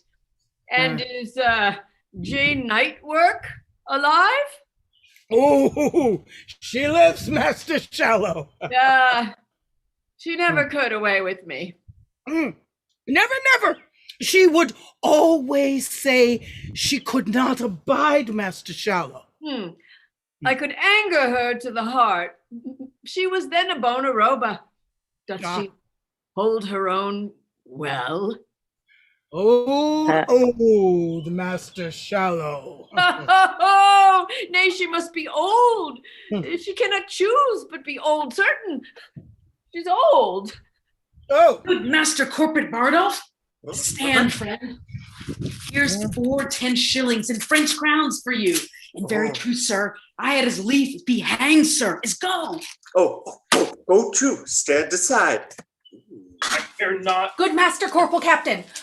Stand my friend. You shall have 40, sir. Oh, go to, stand aside. I care not. A man can die but once. We owe a death. I will never bear a base mind. If it be my destiny so, if it be not so, no man is too good to serve his prince. And let it go which way it will, he that dies this year is quit for the next. Oh, well said. Thou art a good fellow. Come, sir. Now, which men shall I have? 4 of which you please. Sir, a word with you? Oh, yeah. I have £3 to free Moldy and Bullcalf. Go to! Well! Come, Sir John, which 4 will you have? Do choose for me. Oh, well, marry then. Moldy, Bullcalf, Feeble, and Shadow. Moldy and Bullcalf. Oh, for you, Moldy. Stay at home till you are past service, and for your part, Bullcalf, grow till you come into it. I will none of you. Oh, Sir John, do not yourself wrong. They are your likeliest ones, and I would have you served with the best. Will you tell me, Master Shallow, how to choose a man? Oh, care I for the limb, the stature, bulk, and big semblance of a man? Give me the spirit, Master Shallow. Where's Wart? Well, so do you see what a ragged appearance it is? He shall charge you and discharge you with the motion of a pewter's hammer. Oh, and the same half-faced fellow, Shadow. Oh, give me this man. See, he presents no mark to the enemy. The foreman may as with great aim level at the edge of a penknife. And for retreat, how swiftly will this feeble the woman's tailor run off. Oh, give me the spare men, and spare me the great ones. Bardolph, give the soldiers coats. Sir John, heaven bless you and prosper your affairs and send us peace as you return. Visit my house, let our old acquaintance be renewed, peradventure I will with you to the court. Oh, I would you would, Master Shallow. Go to, I have spoken a word. Fare you well. Fare you well. Gentlemen, on Bardolph, lead the men away. As I return, I will fetch off this justice. See, I do see the bottom of Justice Shallow. How subject we old men are to this vice of lying. The same starved Justice hath done nothing but prate to me of the wilderness of his youth, the wildness of his youth, and every third word is a lie. I do remember him at Clement's Inn like a man after supper of a cheese paring. When he was naked, he was, for all the world, like a forked radish, with a head fantastically carved upon it with a knife. Yeah, he was a very genius of famine. And now is this vice's dagger become a squire? Talks as familiarly of John of God as if he had been sworn brother to him. And I'll be sworn he never saw him but once in the tilt yard. Well, I will be acquainted with him if I return. That is halftime, friends. Gonna turn it over to Hannah. Hi, everybody. Welcome to halftime, otherwise known as intermission. Feel free to take a stop by the concession stand or the bathroom. I've heard there is no line where you are right now, and we will be back with you in just a few minutes. If you've been enjoying what you've been seeing so far, feel free to stick a ducat in one of our buckets. You can see our donation information wherever you are watching the show, and we will be back with you shortly. Thank you. See you soon.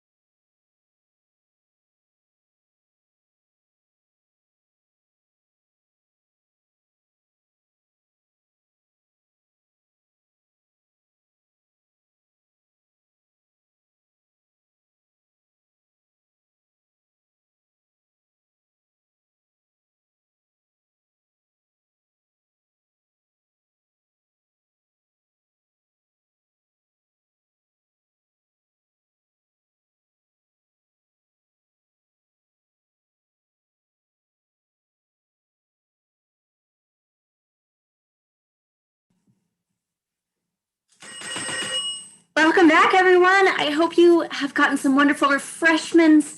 I hope that you have used whatever facilities are necessary for you during this time. Are you ready to jump back into the story? I know you are. All right, let's just shake out a little bit, do a couple stretches, get those fingers ready to do some typing. Okay, here it is. I give you Henry IV, Part 2. What is this forest called?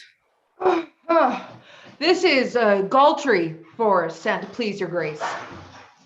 My friends and cousins, in these great affairs, I must acquaint you that I have received new dated letters from Northumberland, their cold intent, tenure, and substance thus. Here he doth wish his person with such powers as may hold sortance with his quality, the which he could not levy. Whereupon he is retired to ripe his growing fortunes to Scotland, and concludes in hearty prayers that your attempts may overlive the hazard and fearful meeting of their opposites. Thus do the hopes we have in him touch ground, and dash themselves to pieces. What well-appointed Help. leader brings us here? Health. I think it is my lord of Westmoreland. Health. And fair greeting from our general, the Prince, Lord John, and Duke of Lancaster. Say on, my lord of Westmoreland, in peace. What doth concern your coming? Then, my lord, unto your grace do I in chief address the substance of my speech. Lord Archbishop, wherefore do you so ill translate yourself out of the speech of peace that bears such grace into the harsh and boisterous tongues of war, turning your books to graves, your ink to blood, your pens to lances, and your tongue divine to a loud trumpet and a point of war? Wherefore do I this? So the question stands. I have in equal balance justly weighed what wrongs our arms may do, what wrongs we suffer, and find our griefs heavier than our offenses. Not to break peace, nor any branch of it, but to establish here a peace indeed, concurring both in name and quality. There is no need of any such redress, or if there were, it not belongs to you. Why not to him in part, and to us all, that feel the bruises of the days before, and suffer the condition of these times to lay a heavy and unequal hand upon our honors? My good Lord Mowbray, why this is mere digression from my purpose. Here come I from our princely general to know your griefs, to tell you from his grace that he will give you an audience, and wherein it shall appear that your demands are just, you shall enjoy them. Everything set off that might so much as think your enemies.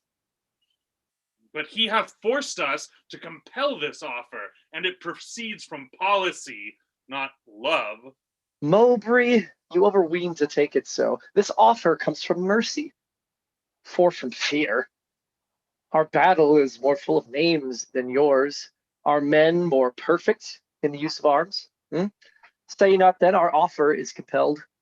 Well, by my will, we shall admit no parley.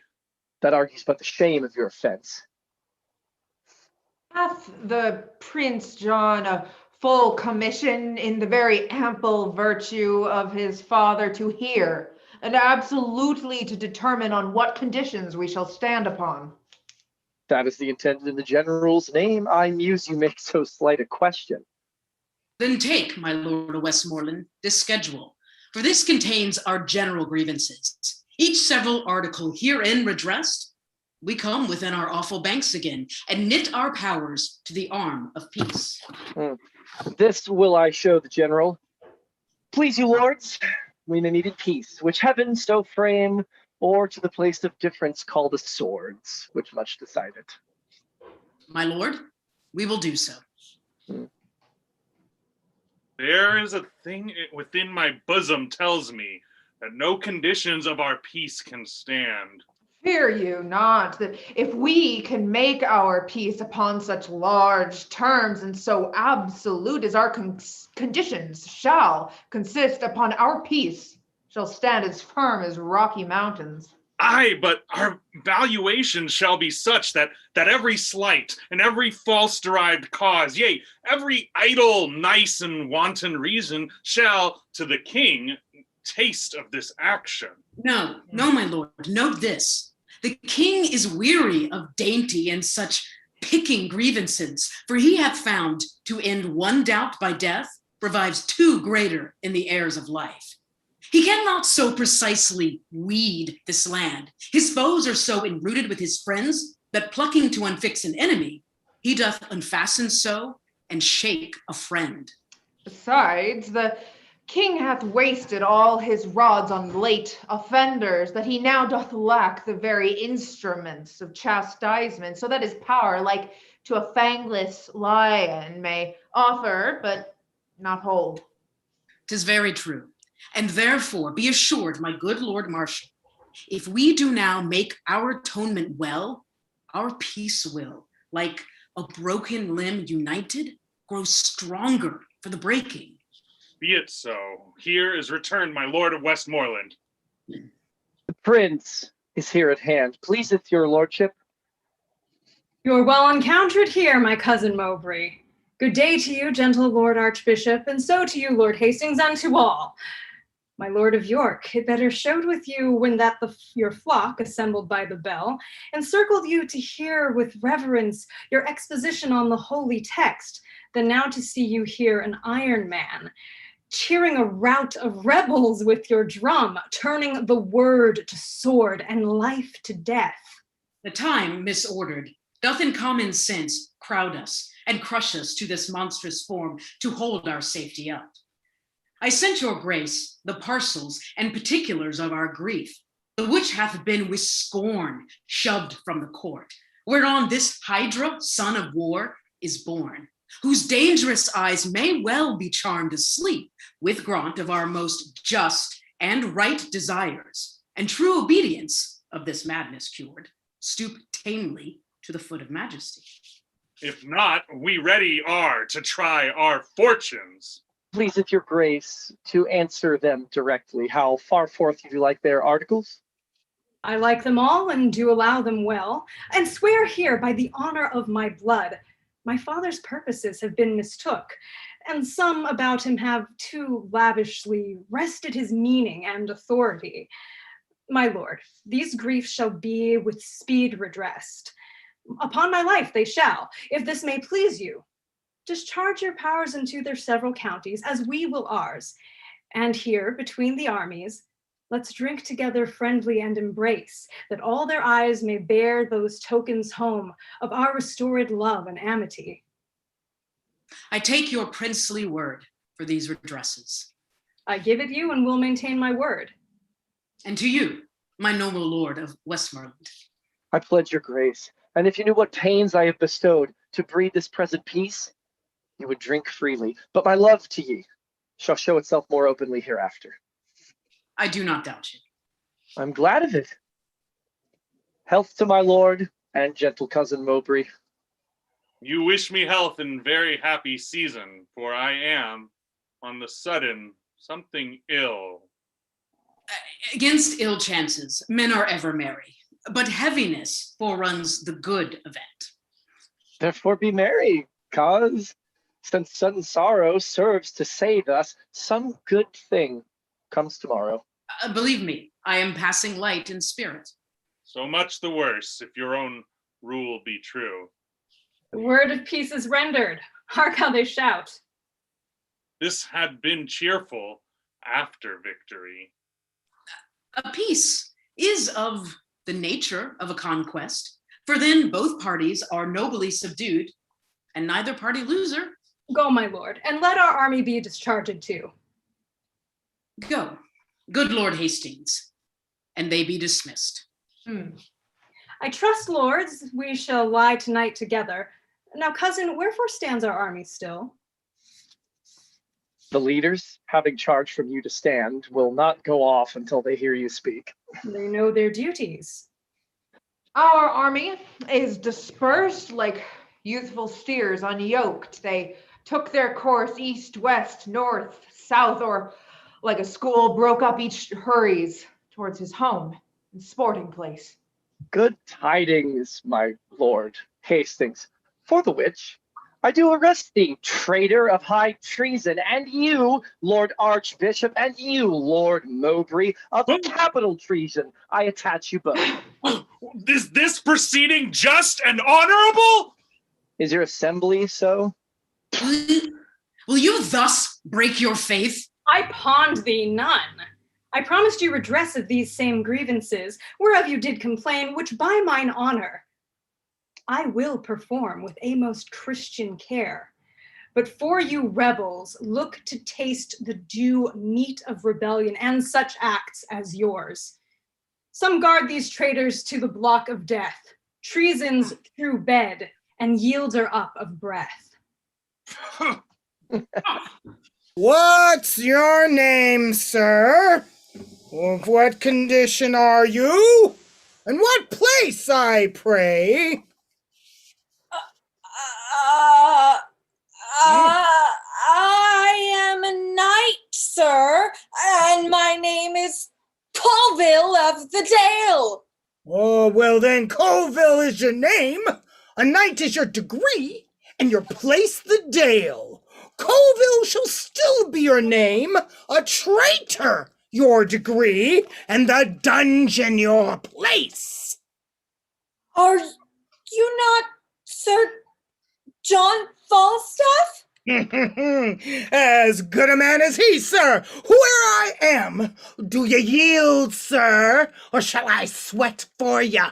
If I do sweat, well, they are drops of thy lovers, and they weep for thy death. Therefore, rouse up fear and trembling, and do observance at my mercy. You are Sir John Falstaff, and in that thought yield me. I have a whole school of tongues in this belly of mine, and not a tongue of them all speaks any other word but my name. Ah, here comes our general.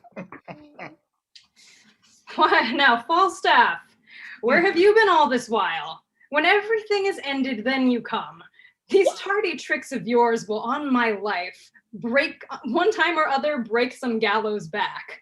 I would be sorry, my lord, but it should be thus. I never knew yet, but rebuke and check was the reward of valor. Do you think me, a swallow, an arrow, or a bullet, have I in my poor and old motion the expedition of thought?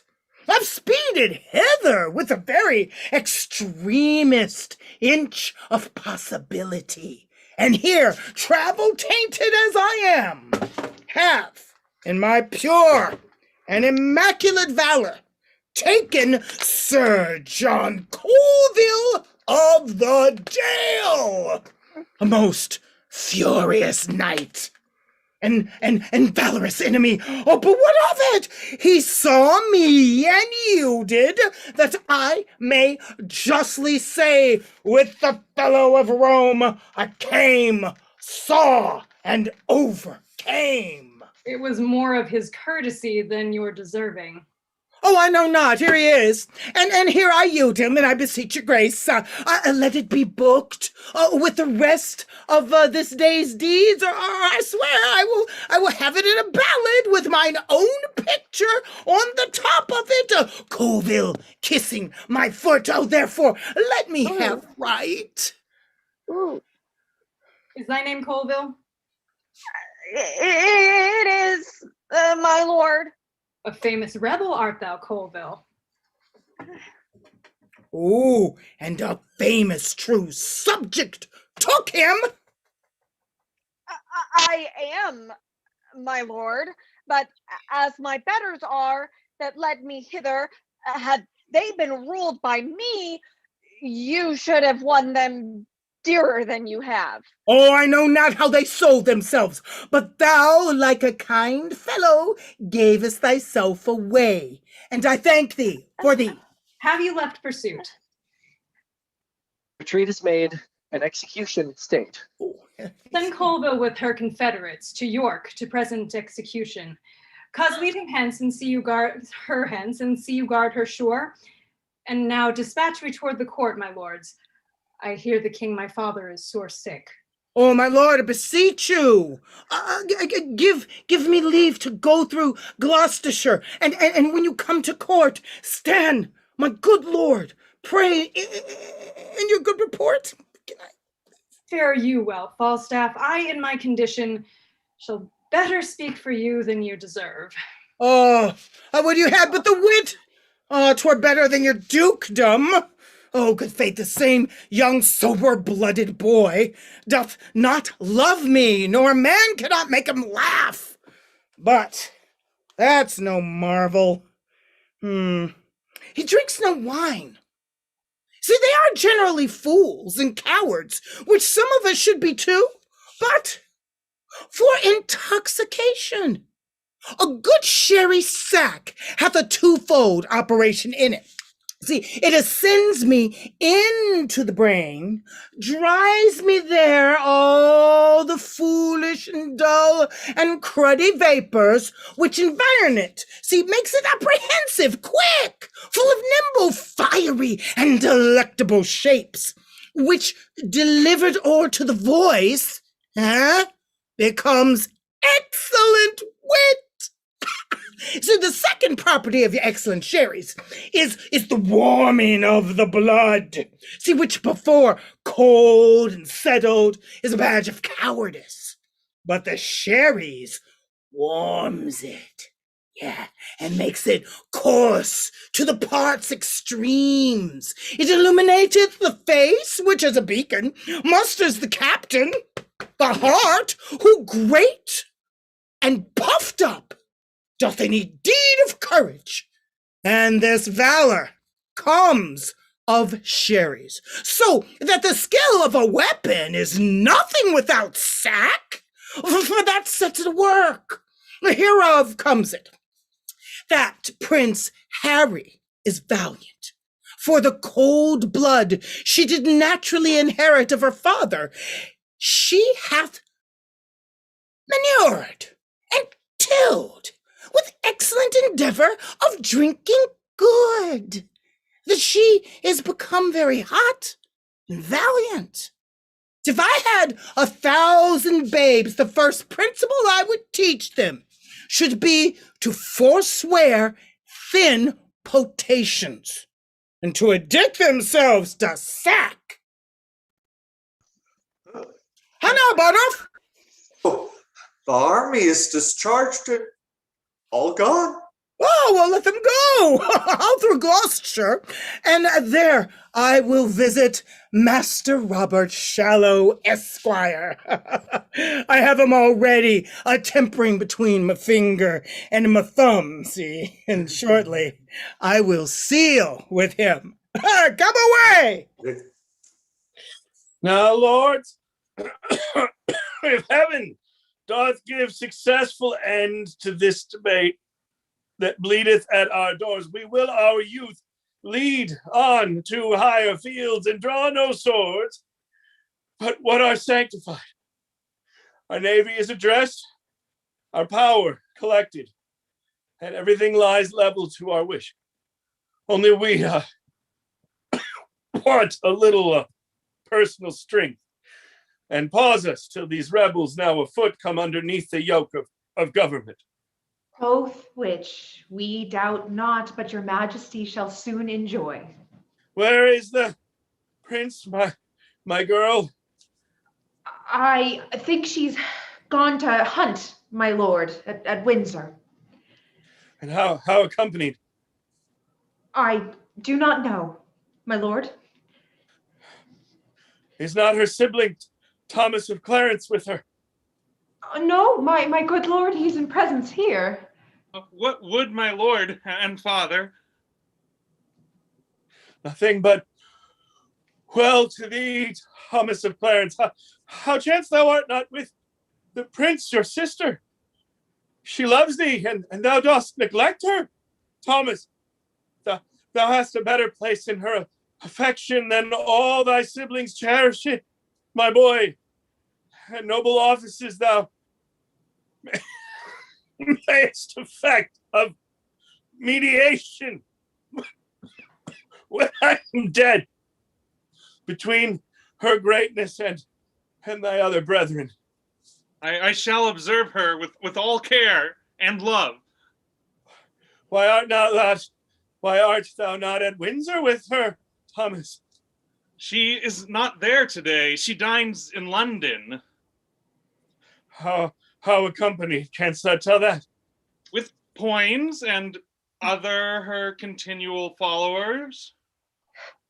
The blood weeps from my heart when I do shape in forms imaginary the unguided days and rotten times thou shalt look upon when I am sleeping with my ancestors, when rage and hot blood are her counselors. Oh, with what wings shall her afflictions fly toward fronting peril and opposed decay? The prince but studies her companions like a strange tongue wherein to gain the language 'tis needful that the most immodest word be looked upon and learned, which once attained, your highness knows, comes no further use but to be known and hated.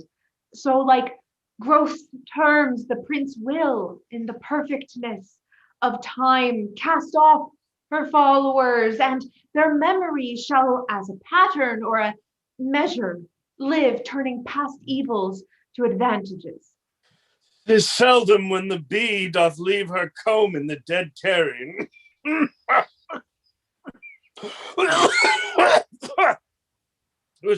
Who's here? It's Westmoreland.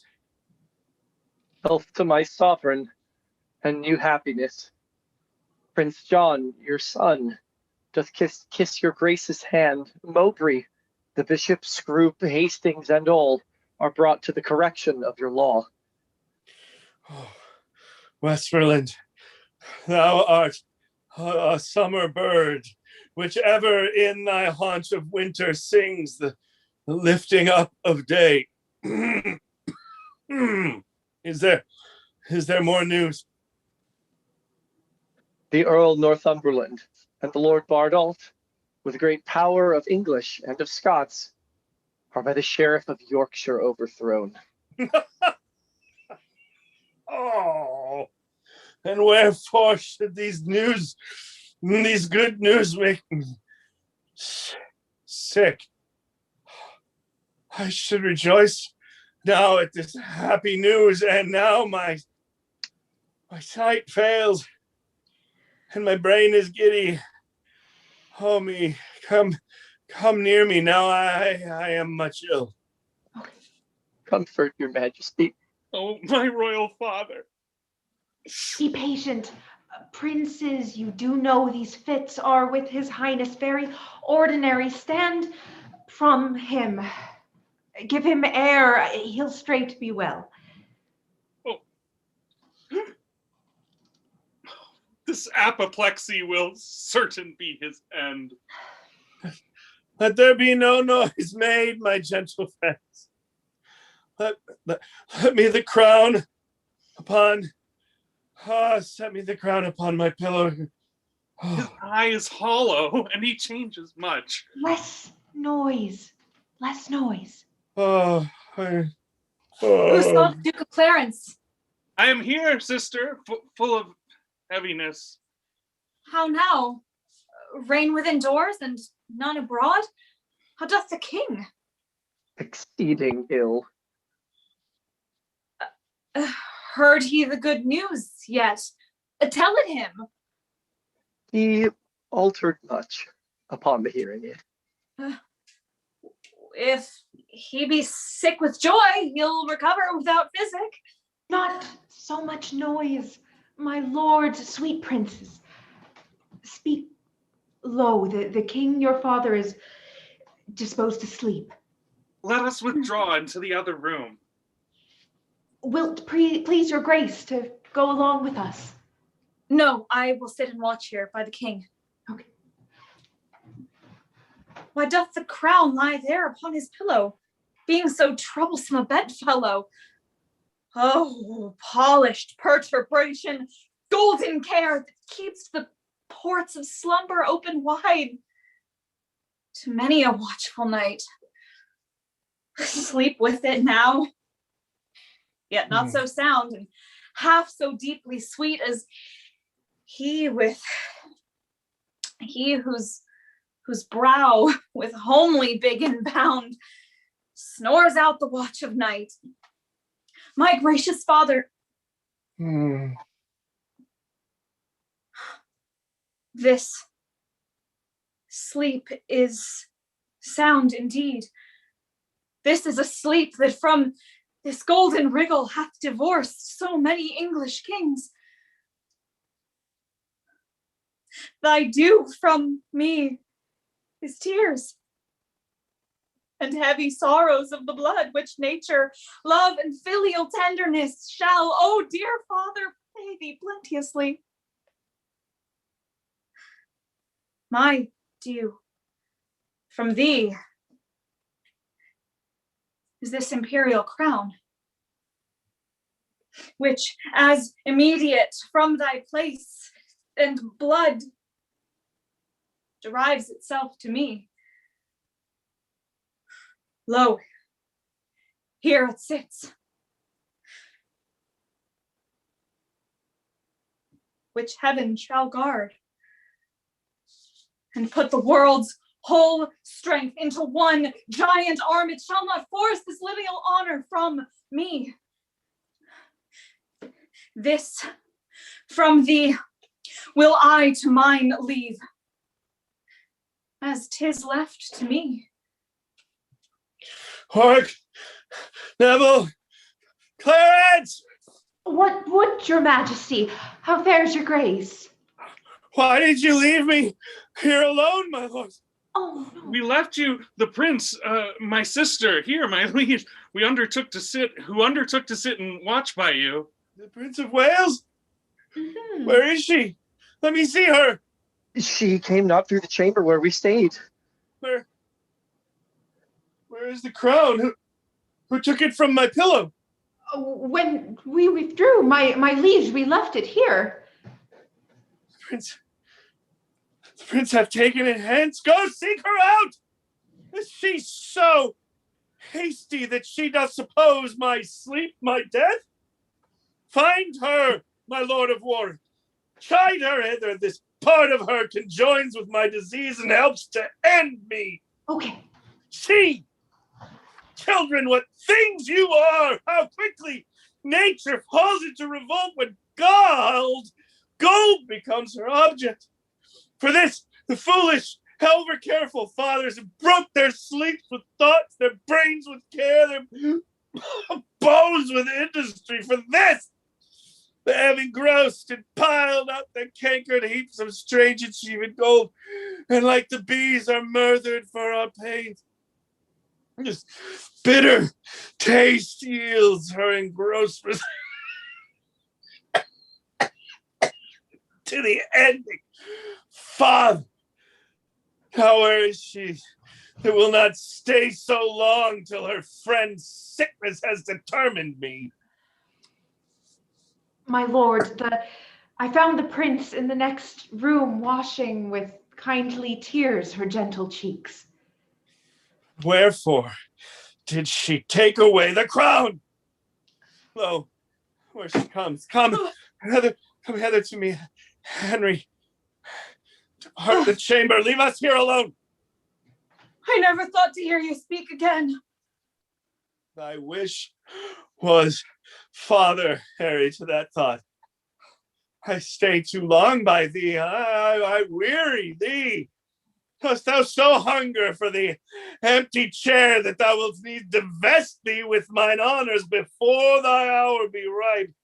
Oh, foolish youth! Thou seekst the greatness that will overwhelm thee. Thou hast stolen that which after a few hours were thine, without offense. Then thy life did manifest. Thou lovest me not, and thou wilt have me die, assured of it. What? Hence now forbear me half an hour. And get thee gone and take my grave thyself, give that which gave thee life unto the worms. Pluck down my officers, break my decrees. For now a time is come to market form. Henry V is crowned. No. Up vanity, down royal state, all you sage counselors, hence into the royal court assembled now from every region, apes of idleness. Have you a ruffian that will swear, drink, dance, revel the night, rob, murder, be happy, he will trouble you no more. England shall give him office, honor, might. Oh, my poor kingdom, sick with civil blows. When that my care could not withhold thy riots, what wilt thou do when riot is thy care?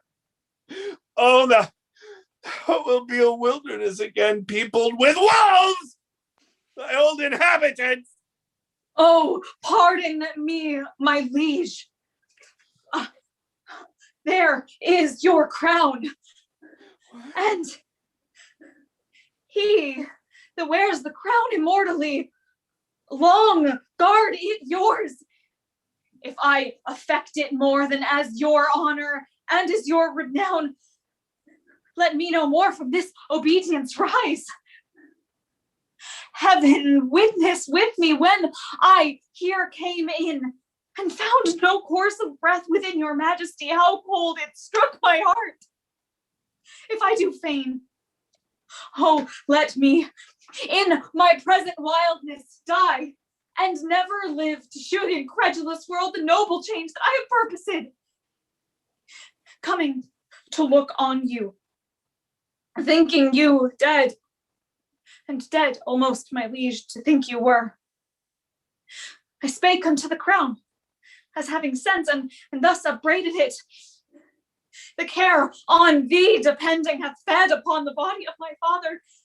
Therefore thou, best of gold, art worst of gold, hast eat the bearer up. Thus, my royal liege, accusing it, I put it on my head to try with it as with an enemy that had before my face murdered my father, the quarrel of a true inheritor. But if it did infect my blood with joy, let heaven forever keep it from my head and make me as the poorest vassal is that doth with awe and terror kneel to it. Oh, my girl. Come hither, Harry. Sit thou by my bed. And here, I think, the very latest counsel that ever I shall breathe. Heaven knows, my girl, by what paths and indirect, crooked ways I met this crown. And I myself know well how troublesome it hath sat upon my head. To thee, it shall descend with better quiet, better opinion, better confirmation, for all the soil of the achievement goes with me into the earth. It seemed in me as but an honor snatched with boisterous hand, and all thy friends, which thou must make thy friends, have but their stings and teeth newly ta'en out, by whose fell working I was first advanced, and by whose power I well might lodge a fear to be again displaced, which to avoid, I cut them off, and had a purpose now to lead out many to the Holy Land, least rest, and lying still make them look too near unto my state. Therefore, my Harry, be it thy course to busy giddy minds with foreign quarrels. That action hence borne out may waste the memory of the former days. More would I but my lungs are wasted so that strength of speech is utterly denied me. How I came by the crown, oh heaven, forgive, and grant it may with thee in true peace live. You won it, wore it, kept it, gave it me. Then plain and right must my possession be, which I with more than with a common pain against all the world will rightfully maintain. Look, here comes my John of Lancaster. Health, peace, and happiness to my royal father. Thou bringest me happiness and peace, son John, but health, alack, with youthful wings is blown on this bare, withered trunk. Upon thy sight, my worldly business makes a period. Doth any name particular belong unto this lodging where I first did swoon? 'Tis called Jerusalem, my noble lord.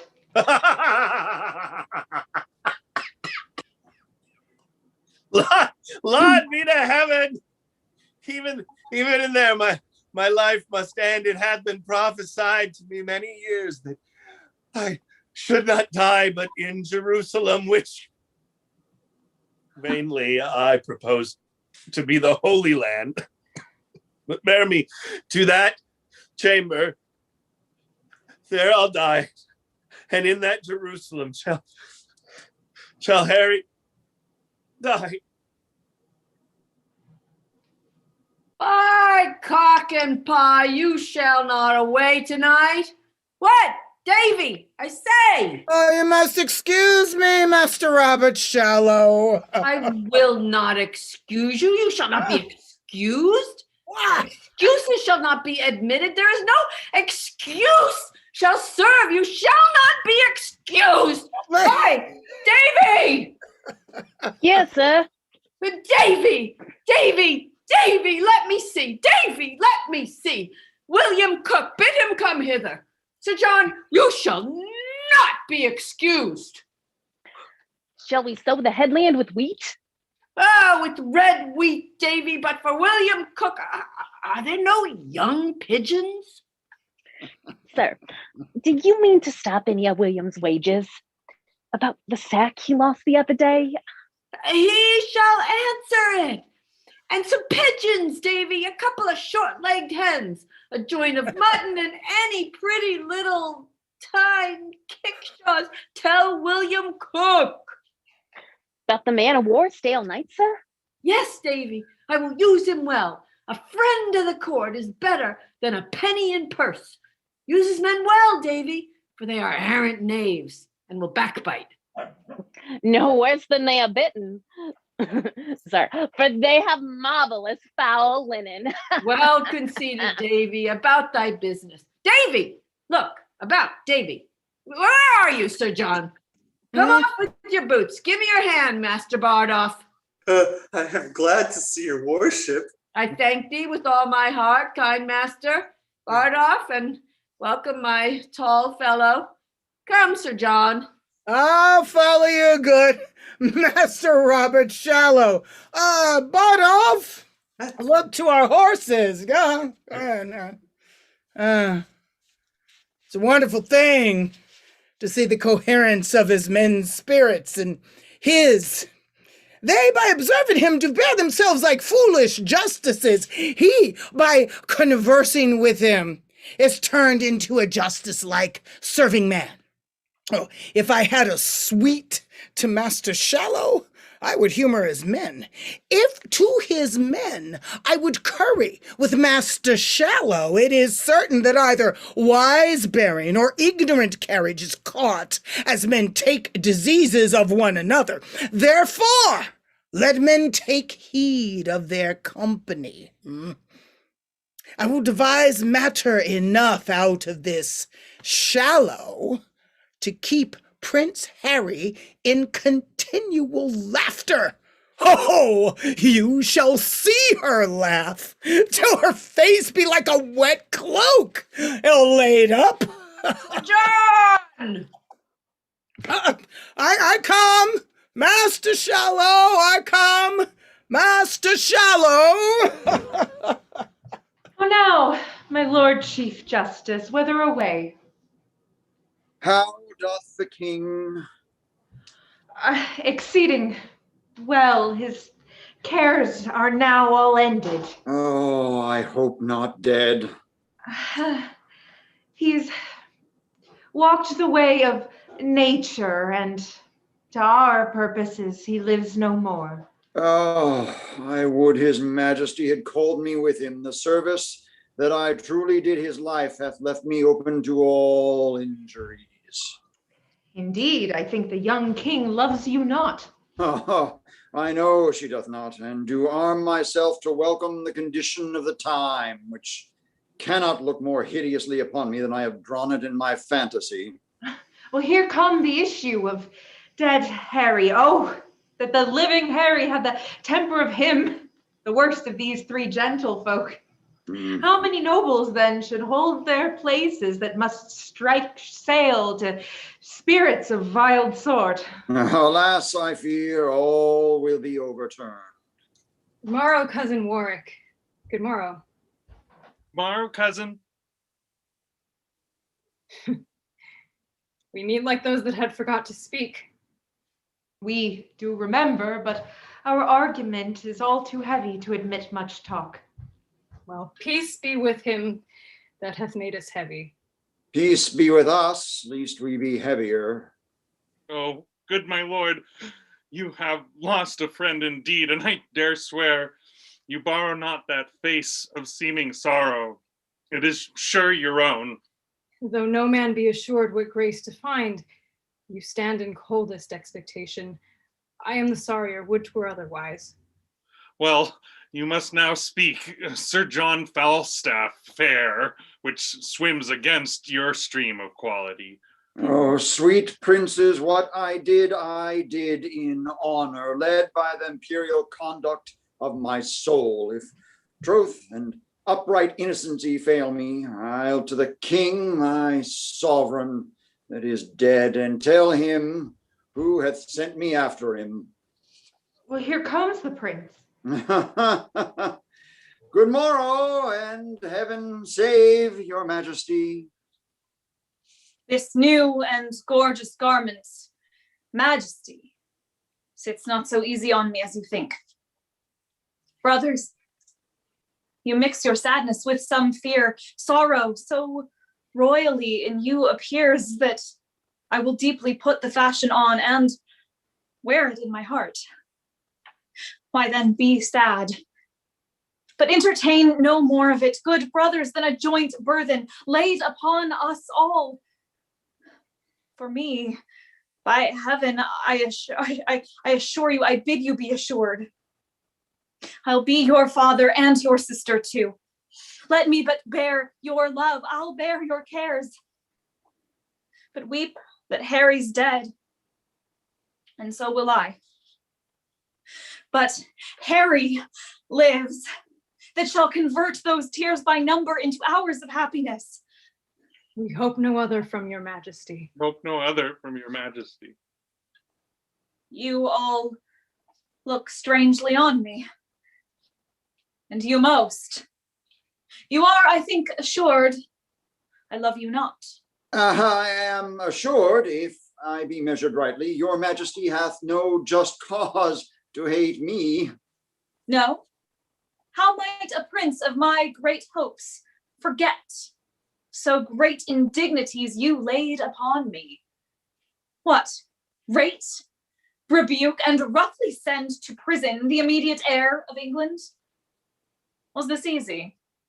May this be washed in levy and forgotten? I then did use the person of your father. The image of his power then lay in me and in the administration of his law. Whilst I was busy for the Commonwealth, your highness pleased to forget my place, the majesty and power of law and justice, whereon, as an offender to your father, I gave bold way to my authority and did commit you. If the deed were ill, be you contented, wearing now the garland to have a child, set your decrees at naught, to trip the course of law and blunt the sword that guards the peace and safety of your person, question your royal thoughts and make the case yours. Be now the mother and propose a child, and then imagine me taking your part and in your power, soft silencing your child. After this cold considerance, sentence me, and as you are a king, speak in your state what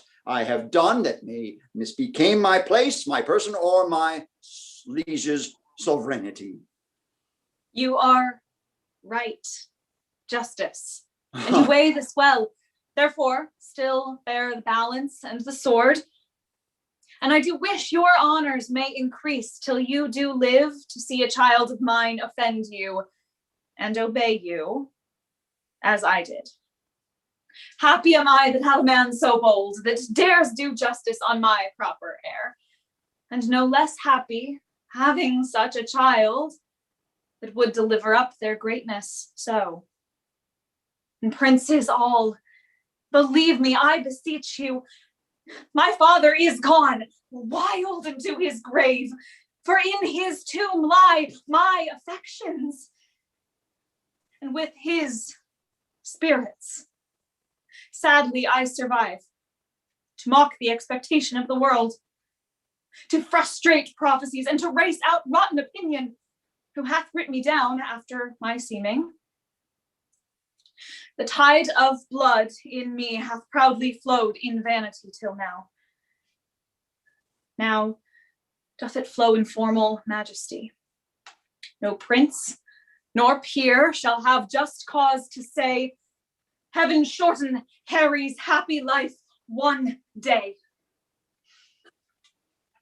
Nay, you shall see mine orchard. You have here a goodly dwelling and a rich. Baron. Beggars all. John, Mary, good air.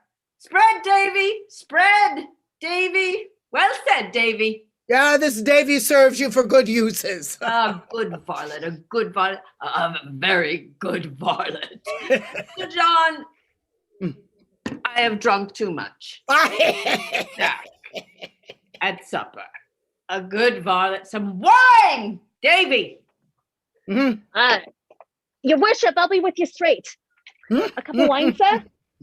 Honest Bardoff, welcome. If thou wantest anything, wilt not call, be through thy heart. Welcome, my little tiny beetle, and welcome to. I'll drink to Master Bardoff and to all the cavalieros about London. Hey, Shallow. I know you had a lot to drink. I'm not seeing you. Oh, blacked out. Oh, it was a little Blackout blackout of drunk. Shallow, yeah. You can come back to us for just a sec. I blacked out. Yes. Carry on, Shallow. Yeah. No, Shallow, don't drink anymore. Oh, golly, no. Start talking, Shallow. I think Shallow is a little too small a person to carry all that wine. Shallow is not as full-bodied as you are. That's true. Good one. Where shall we go from, Prompter? Shallow, honest Bardolph, welcome. Oh, back there. Honest Bardoff, welcome. Thou wantest anything, and wilt not call. Beshrew thy heart. Welcome to my little tiny thief, and welcome indeed to I'll drink to Master Bardoff and to all the cavalieros about London. I hope to see London once ere I die. Oh, if I might, see you there, Davy. Crack a quart together, huh? Will you not, Bardoff? Oh, yes, sir. In a pottle pot. Oh, now, pistol! Sir John, save you, sir. Oh, what wind blew you hither, Pistol? Or not the ill wind which blows none to good, sweet knight. Thou art now one of the greatest men in the realm. Indeed, I think he be. Sir John, I am thy pistol and thy friend. Yeah. Helter skelter have I rode to thee, and tidings do I bring, and lucky joys, and golden times, and happy news apprise. Well, I prithee now deliver them like a man of this world. If, sir, Yeah. you come with news from the court, I take it there is but two ways, either to utter them or to conceal them. I am, sir, under the king to some authority. Under which king? Under King Harry.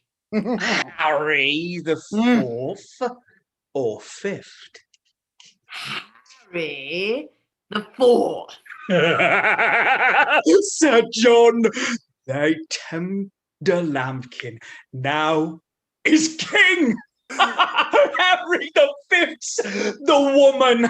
I speak the truth. What? Oh. Is the old king dead? As nail in door. Oh, things I speak are just. Oh, away, Bardolph, saddle my horse. Oh, Master Robert Shallow, choose what office thou wilt in the land. 'Tis thine. Pistol, I will double charge thee with dignities. All right. I would not take a knighthood for my fortune. Oh, Master Shallow! Oh, my Lord Shallow! Be what thou wilt. I am fortune's steward. Hey, come, Pistol.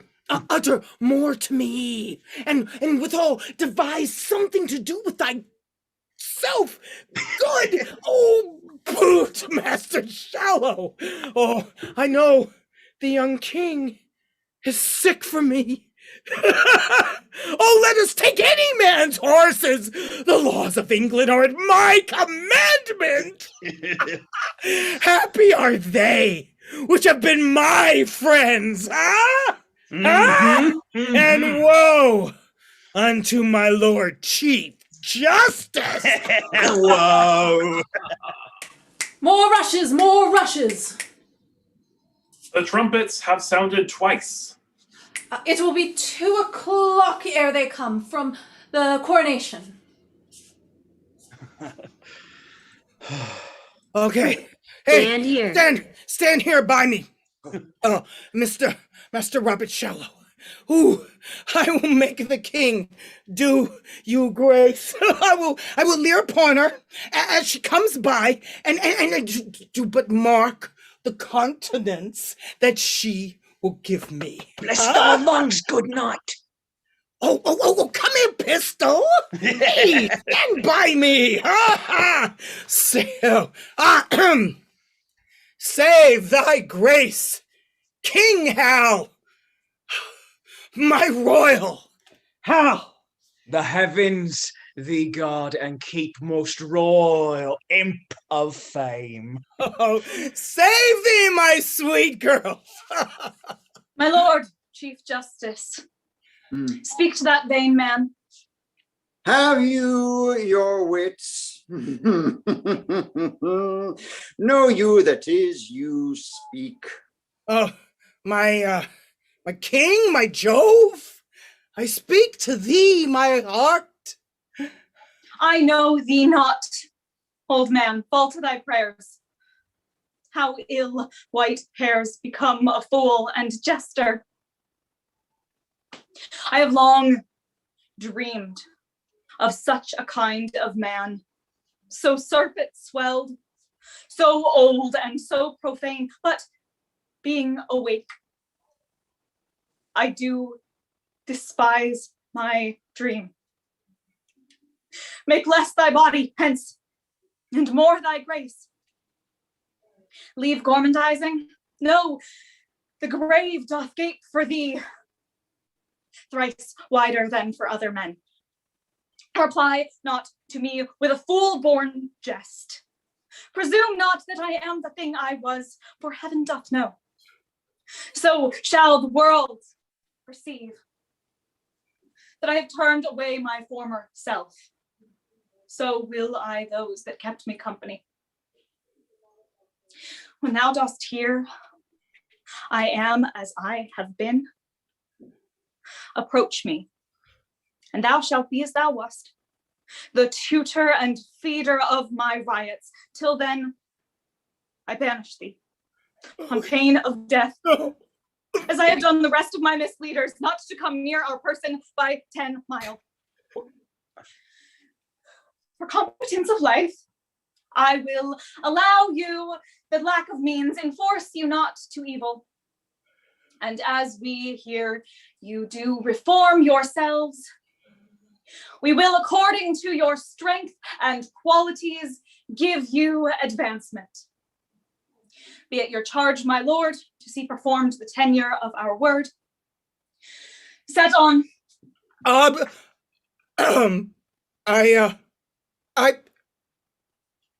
Master Shallow, I owe you, £1,000. I marry Sir John, which I beseech you to let me have home with me. Oh, that can hardly be, Master Shallow. Oh, do not you grieve at this? No, I shall be sent for in private by her. Oh. Look you, see, she must seem thus to the world. Fear not your advancement. I will be the man again. Yet that shall make you great. I cannot well perceive how, unless you should give me your doublet and stuff me out with straw. I beseech you, Sir John, let me have 500 of my 1,000.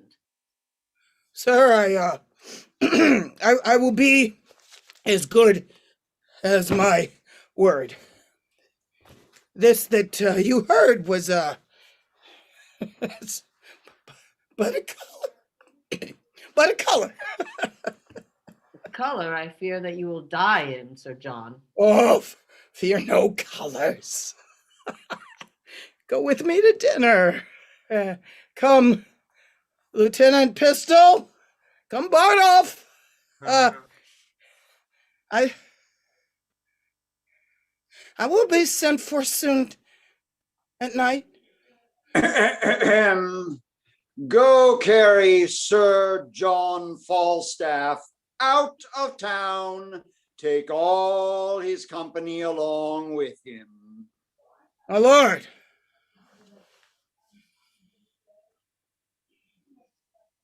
My lord. Oh, I cannot speak now. I will hear you soon. Take them away. Si fortuna me tormento, spera me contenta. I like this fair proceeding of the king's. She hath intent her wanted followers shall be very well provided for, but all are banished till their conversations appear more wise and modest to the world.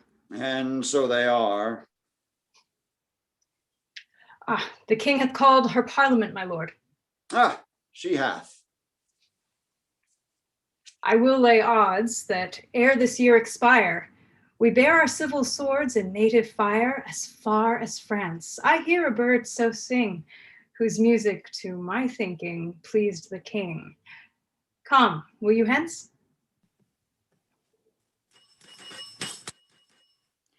Denise, the second part of Henry IV containing the death and the coronation of King Henry V. Wow, what a ride, everybody. Thank you so much for joining us, Lauren. Thank you for your prompting, cast. Thank you for your incredible work today. Be sure to join us tomorrow as we conclude this amazing trilogy with Henry V at 2 p.m. Pacific time here on Facebook, here on YouTube. And if you liked what we did today, please drop a couple of ducats in the buckets. We appreciate it, and we can't wait to bring you more shows online and in person soon.